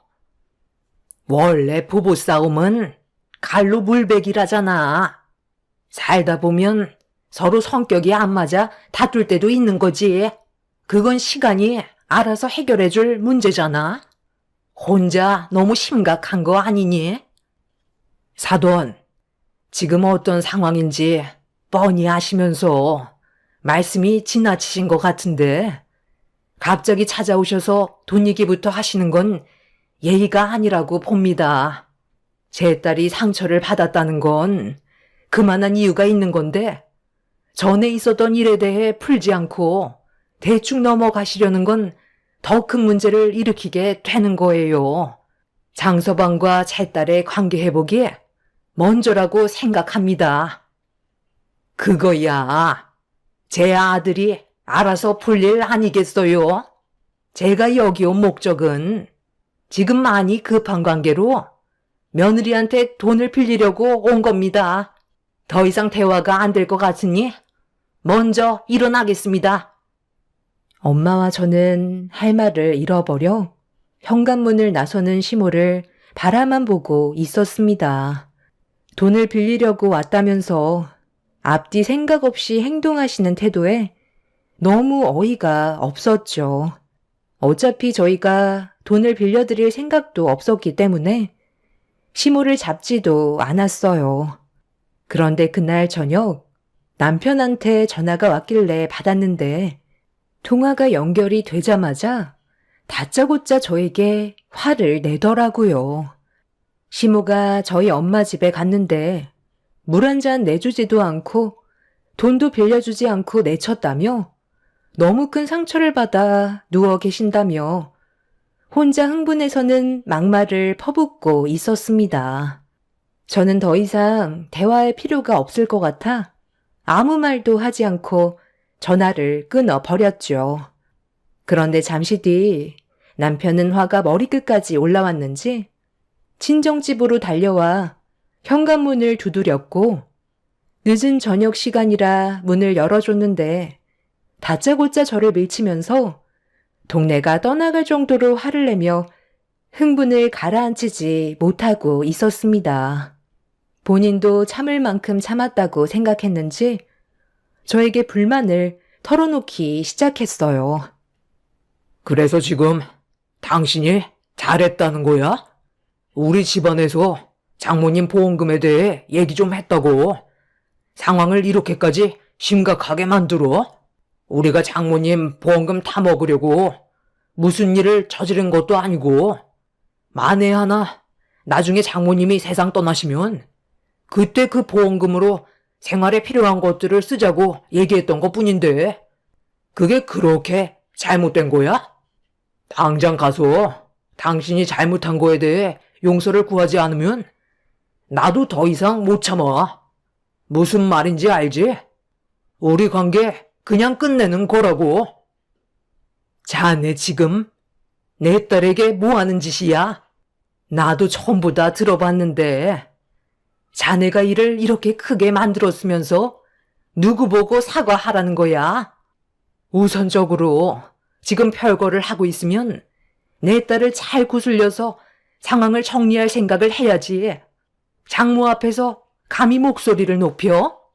자네는 내가 하루라도 빨리 세상 떠나길 바라는 건가?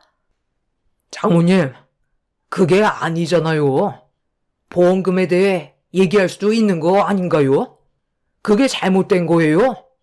저희 부모님께서도 생명보험에 가입이 되어 있으신데요.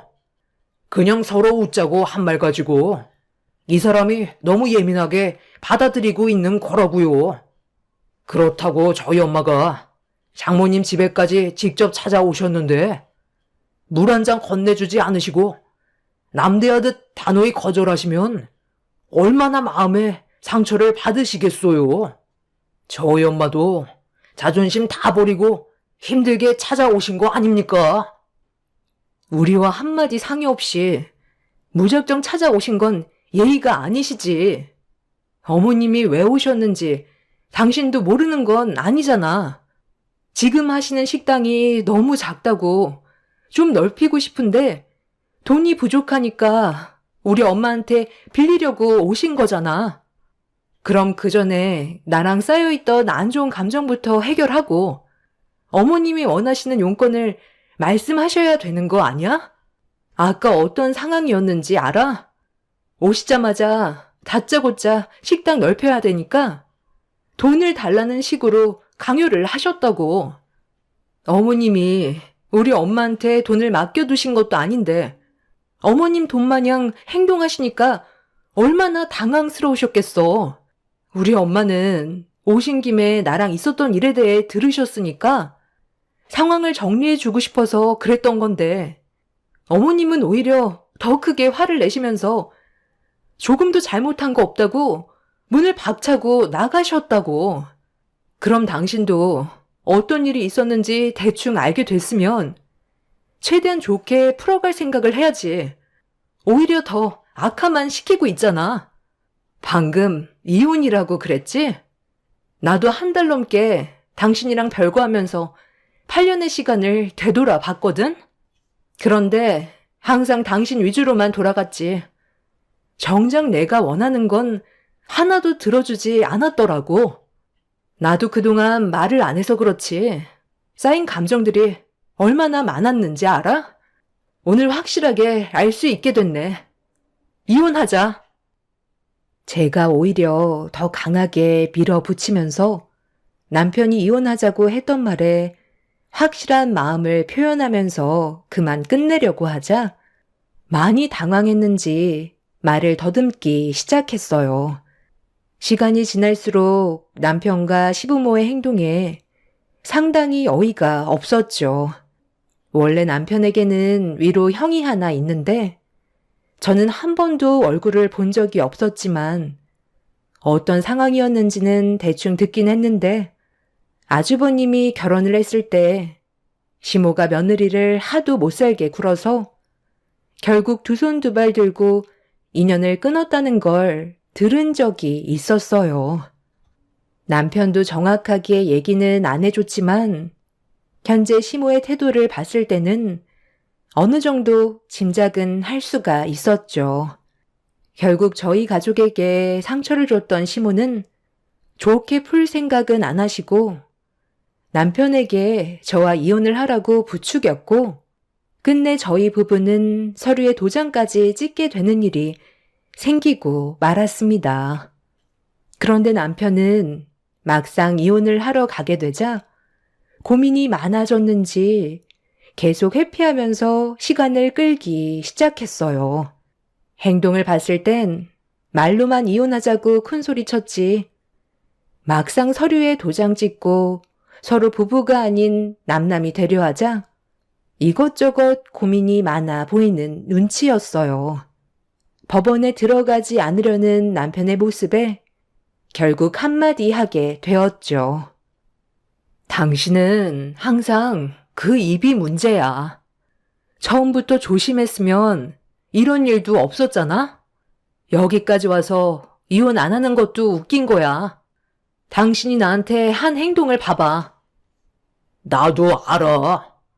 그래서 지금 이혼하러 왔잖아. 단지 우리 딸이 마음에 걸리는 것 뿐이라고. 나는 당신한테 조금도 미안한 감정이 없다니까. 나한테 미안한 감정이 없다는 사람이 왜 이혼 서류에 도장을 못 찍는데? 애 핑계 대지 말고 이제 그만 질질 끌고 하루빨리 정리하자. 매일 이렇게 사는 거 숨 막혀서 더는 못 살겠어. 당신이랑 나랑 어차피 이혼하게 되는 거라 내가 아무 말도 하지 않고 있었는데 며칠 전에 어머님한테 전화 왔었거든? 그런데 나한테 뭐라고 했는지 알아? 당신이랑 이혼하면 위자료를 어머님 통장으로 보내달래. 지금 우리가 이혼하는 게 나 때문에 하는 것도 아닌데 위자료를 받겠다는 거야. 만약 주지 않으면 2번 다시 아이 얼굴 못 볼 줄 알라면서 전화기 붙잡고 나한테 화를 내는데 너무 어이가 없고 대화할 가치도 없어서 그냥 끊어버렸어. 당신 귀에는 안 들어간 것 같아 얘기해 주는 거야. 아주버님도 어머님 때문에 인연 끊었다며. 결국 당신이랑 나도 어머님 때문에 이혼하는 거나 마찬가지지. 있지도 않은 보험금 때문에 나한테 온갖 상처 주고 사과 한마디 없이 상황을 더 악화만 시키셨잖아. 거기에다가 당신까지 한몫 거들었고 이제 그만하고 이혼 서류에 도장 찍자. 나도 더 이상 기다리는 거 지쳐서 이제 그만하고 싶어. 언제까지 이렇게 살아갈 수는 없는 거잖아? 당신도 차라리 새 삶을 사는 게 좋지 않겠어? 남편은 아무 말도 하지 않고 고개를 떨구고 있었어요. 그런 모습을 보면서 한숨밖에 안 나왔고 제가 먼저 서류 제출하려 들어가려 하는데 저에게 전화 한 통이 왔어요. 확인을 해보니 엄마 지인분께서 연락을 하셔서 아무 생각 없이 전화를 받았는데 엄마가 중환자실에 계시다는 충격적인 말을 듣고 말았습니다. 아침까지만 해도 저와 가볍게 대화도 나누고 아침 식사도 같이 하셨는데 갑자기 중환자실에 입원하셨다는 말에 너무 놀라 서둘러 차를 몰고 엄마가 계신 병원으로 향했어요. 남편도 제가 전화 통화하는 걸 엿듣곤 차를 타고 저를 뒤따라오고 있었죠. 그런데 제 뒤를 따라오던 남편의 차가 어느 순간부터 보이지 않았는데 문자 한 통이 왔어요. 마침 신호에 걸려 핸드폰 문자를 확인해 봤는데 남편은 시부모님을 모시고 병원으로 가겠다는 문자를 남겨둔 상태였죠. 무슨 생각인지 알 순 없었지만 너무 급한 마음에 일단 병원부터 향했는데 저를 기다리시던 엄마 지인분을 만날 수 있었고 중환자실에 들어가는 순간 저는 너무 놀라 오열을 하고 말았습니다. 한참 동안 눈물을 흘린 저는 온몸에 힘이 빠져 있는 상태로 천천히 병실 밖으로 나왔는데 시모에게 쉬지 않고 전화가 울려댔어요. 별로 받고 싶지가 않아서 핸드폰 전원을 끄려고 하는데 제 눈앞에 시모가 나타났고 저를 보자마자 달려오시더니 제 팔을 끌어 병원 옥상으로 데리고 올라갔어요.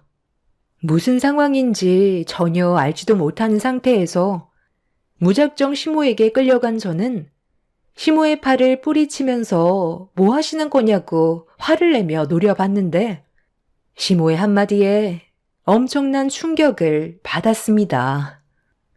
사돈이 지금 위급하시다며? 오늘 내일 하시는 거니?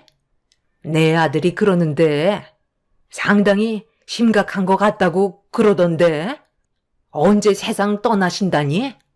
이런 거 보면 사람 인생 정말 한 치 앞도 모른다니까.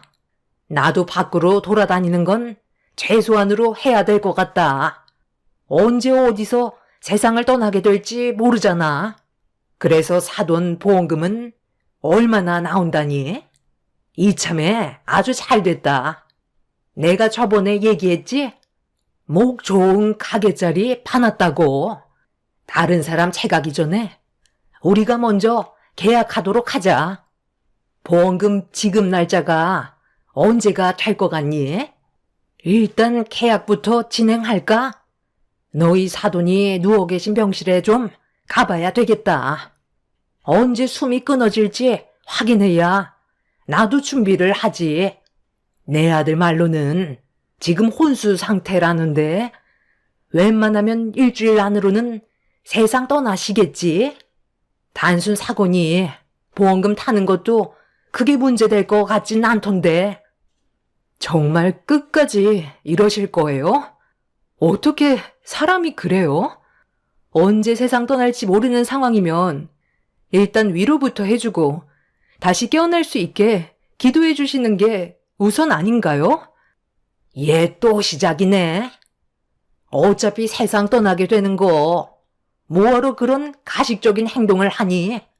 최대한 빨리 일 처리하고 우리가 받을 것만 생각하면 되는 거지. 너 나한테 보험금 주기 싫어서 그러는 거니? 가족이 잘 살아야 너한테도 이득 되는 거지.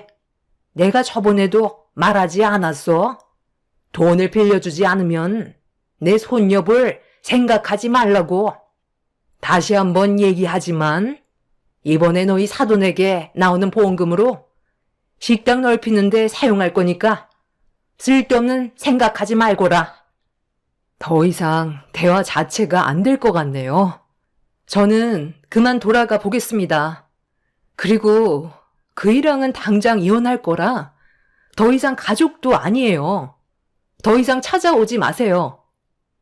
제 말이 끝남과 동시에 시모는 자기 말을 무시했다고 걸어가고 있는 저에게 달려들었고 머리채를 잡고 난리를 쳤어요.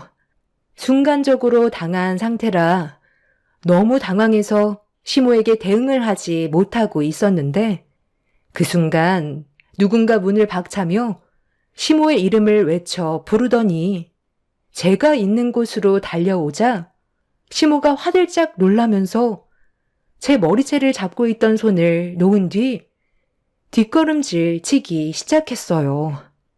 고개를 드는 순간 제 앞에는 분노하고 계신 엄마가 시모에게 천천히 걸어가고 계셨어요. 야, 강덕순, 네가 사람이야? 감히 내 딸의 머리채를 잡아? 오늘 둘 중 하나는 세상 떠날 거니까 각오하는 게 좋을 거야. 어딜 도망가? 당장 이리 안 와? 며느라, 이게 어떻게 된 거니? 내가 지금 헛것을 보고 있는 거야? 아니, 어떻게 중환자실에 누워있는 사돈이 멀쩡히 걸어올 수가 있는 거니? 도대체 무슨 말을 하시는 거예요? 저희 엄마가 사고가 난 게 아니라 지인분께서 교통사고를 당하셔서 병원에 계신 거였다고요. 엄마 친구분께서 사고 나신 자제분의 번호를 저로 착각하고 잘못 거신 거였어요. 저도 처음에는 너무 놀라서 제대로 된 상황을 전혀 듣지 못한 상태로 병원으로 왔었는데 저희 엄마가 다치신 게 아닌 지인분이셨다고요. 이런 상황을 알지 못하시면서 다짜고짜 제 머리채 잡고 보험금을 달라고 하시면 어떡해요? 엄마, 일단 진정하세요. 어차피 법적으로 다 처리 가능하니까 힘 빼실 필요 없어요. 그만 돌아가요. 그리고 위험하게 거기에 올라가 계시지 마시고 그만 내려오세요. 그러다 떨어지면 어쩌려고 그래요? 지금 비도 오고 있고 바람도 불어서 위험하다고요. 시모는 엄마가 갑자기 나타나 많이 놀라셨는지 도망을 치시다가 옥상 난간 위에까지 올라가셨어요.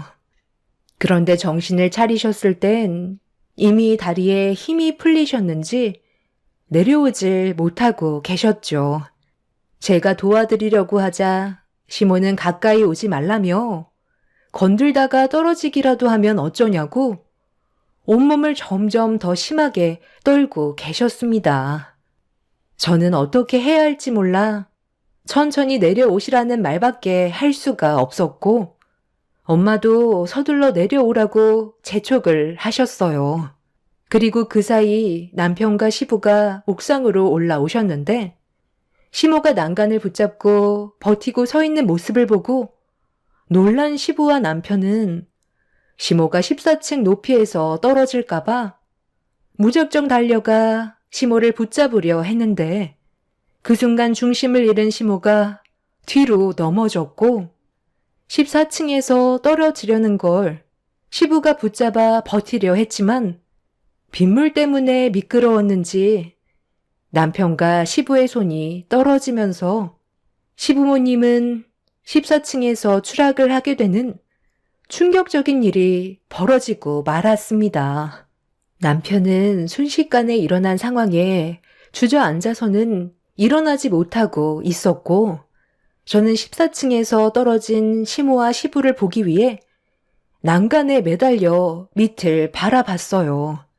두 분은 1층으로 떨어지지 않고 중간쯤에 위치한 난간에 매달려 있으셨어요. 저는 급하게 119에 도움을 요청했지만 시부모는 오래 버티지 못한 채 결국 1층으로 떨어지게 되셨죠. 시부모는 급하게 수술실로 이송되었지만 결국 두 분 다 머리를 크게 다치셔서 혼수 상태에 빠진 상황입니다. 떨어지실 때 나무들이 있어서 어느 정도 충격을 완화시킬 수는 있었지만 머리를 크게 다쳐 회복이 힘들 것 같다는 의사의 진단을 듣게 되었어요. 그리고 지금 현재 남편은 매일 병원에서 시부모님을 살펴드리고 있고 저는 남편과의 이혼을 어떻게 해야 할지 고민 중에 있습니다. 시부모님이 누워 계시는데 남편에게 이혼하자는 말을 하는 제가 나쁜 여자가 될 것 같아 아직까지 상황을 지켜보고만 있어요. 남편은 저에게 원망 같은 건 하지 않아요. 시모의 욕심이 낳은 결과니까요. 저는 남편한테도 실망을 많이 했기 때문에 이혼을 생각하고 있기는 하지만 앞으로 어떻게 행동을 해야 할지 모르겠어요. 여러분들께서 제 사연을 들어주셨다면 앞으로 제가 현명하게 처신할 수 있는 방법을 알려주셨으면 좋겠습니다. 시모의 말대로 사람 인생 정말 한 치 앞도 모르는 것 같습니다. 이런 일이 벌어졌다는 게 안타까울 뿐이네요. 제 사연 들어주신 분들 감사합니다.